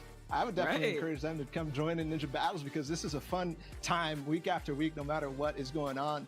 It's just so exciting. So maybe hit them, guys, at them. Say, yo, guys, come play Ninja Battles. It's fun. It's a good time. You definitely would want to see them. They're gonna come to you with the fireball if they start getting blown up now. You know who did it? It's that guy. Like, Absolutely. Hey, I'll take full responsibility if I end up getting them in the tournament. There you go. No, but seriously, man. Yeah, if you're a community figure, guys, thanks for supporting everything that's unfolding here. Looks like Emad is ready, so we'll be able to draw him in right now to get a couple questions. Let's see if we got Emad on the line. Can you hear us? Hello, Monster? Hey, there he is, man. Yo, what's up? Week 2 champ. Yeah. What's up, man? We came up, we kept consistent the entire time. Now we're here. Champions of Week 2 Ninja Battles. Shout out to Ninja. Thank you for the invite. Does great stuff for the community. Shout out to Ninja. I just got out of the pool. I'm sorry if I could see that. Sorry if I'm on wet. I just got out of the pool. Had to hit the pool cam real quick. Jump in the pool. Shout out my boy Ninja. Thank you again for being such a great role model to the community and for having like such great tournaments and just running everything smoothly. Hey, man, we want to thank you as well for being the awesome figure that you are. And in good fashion, guys, Emad does the pool jump. I know I'm going to be seeing that one on Twitter. We want to see it. Emad, we saw you kind of switch things up this week. You have, someone you brought into the fold for your team, but you were still so consistent. What do you think attributes to your guys' success from week 1 and week 2? Because you are on a hot streak right now. So Bizzle is one of the most consistent players in the game. So I had to pick him. And for week 1, me, Mega, and Bizzle, we almost won. But the last game, we were just short of it. So we dropped down to 3rd. But I picked up Commandment instead because me and Commandment have a lot of chemistry. He's also my org mate. Shout out to TSM, being such a great org. TSM, Commandment, TSM, Emad. We had to bring in Bizzle, Commandment, their duos. So them duos, me as a 3rd, taking the win, week 2. So I want to talk about that last game number 5, because we saw on the mini map there was 4 llamas in Pleasant Park. How many of them did you get? And I also have to wonder, where'd you guys get those legendary RPGs? Like you had what, like 3 of them or something like that? It was ridiculous. We only got 2 of them, and the legendary RPGs, we got 1 off of spawn, and then there was a second one. Someone died out of the air while gliding in. Bizzle jumped on loot, secured it. I got the RPG, and then we double RPG'd Creo's team, moving circle, and that got us a bunch of kills, and it just kept the momentum going. Kills were really. And we saw that. We actually saw that in the highlights, right? We saw that key moment that was actually captured. So when you go back and you see all the moments, that was the catalyst. We saw that. From there on out, how many points you guys secured in that last game? Because you guys were tearing it up. Did you manage to stay in that low ground with all the loot that you guys picked up, or were you fighting for height at that point?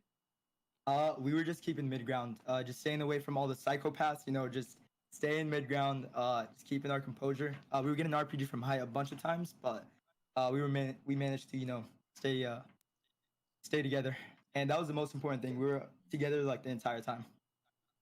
There were so many moments, especially in that last game. It looked like there was 5 or 6 teams who went for height at a specific time. I saw Bizzle kind of looking for it. And I have to ask, because obviously Bizzle, you get an insight from him that you don't get from anybody else. This guy really knows how to go for height in these cases. Were you really looking for it in these games? Was that a key, finding the perfect opportunity to really strike at height? Obviously, you guys didn't really have it that much in this tournament, but looking for those opportunities is key, right? Yeah, looking for the opportunities, it's very risky. Not looking for them, but going for height itself, it's very risky because you could get landed on by any team, and that's actually what happened to us in the Adel Fields game, in the Frenzy Farm, not Fatal.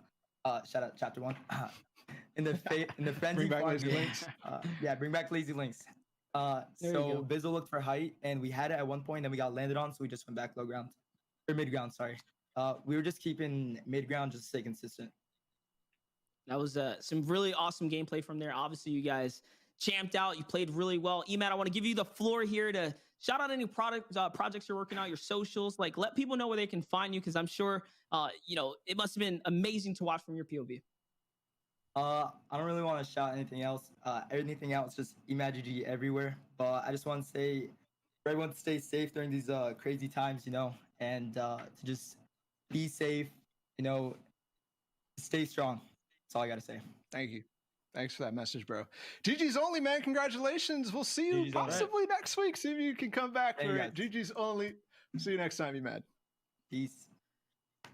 Gotta love it right there. Your champ, Bizzle, Emad, Commandment coming on top. You heard it from them themselves. It's Bizzle's big mind that you get to see kind of really unfold here. He's an exceptional player, veteran.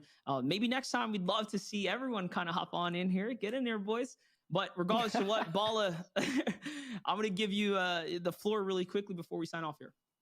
100%, guys. I want to echo the message that I've been posting or talking about every single time, basically, guys.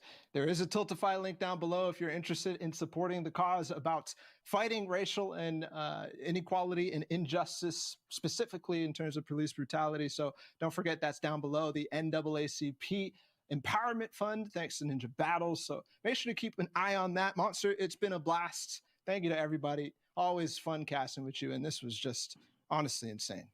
Absolutely, guys. Thank you guys for tuning in for week 2 Ninja Battles event. We'll see you guys next week, same time, same place, right here for week 3. I'm Monster D-Face, and we'll catch you guys later.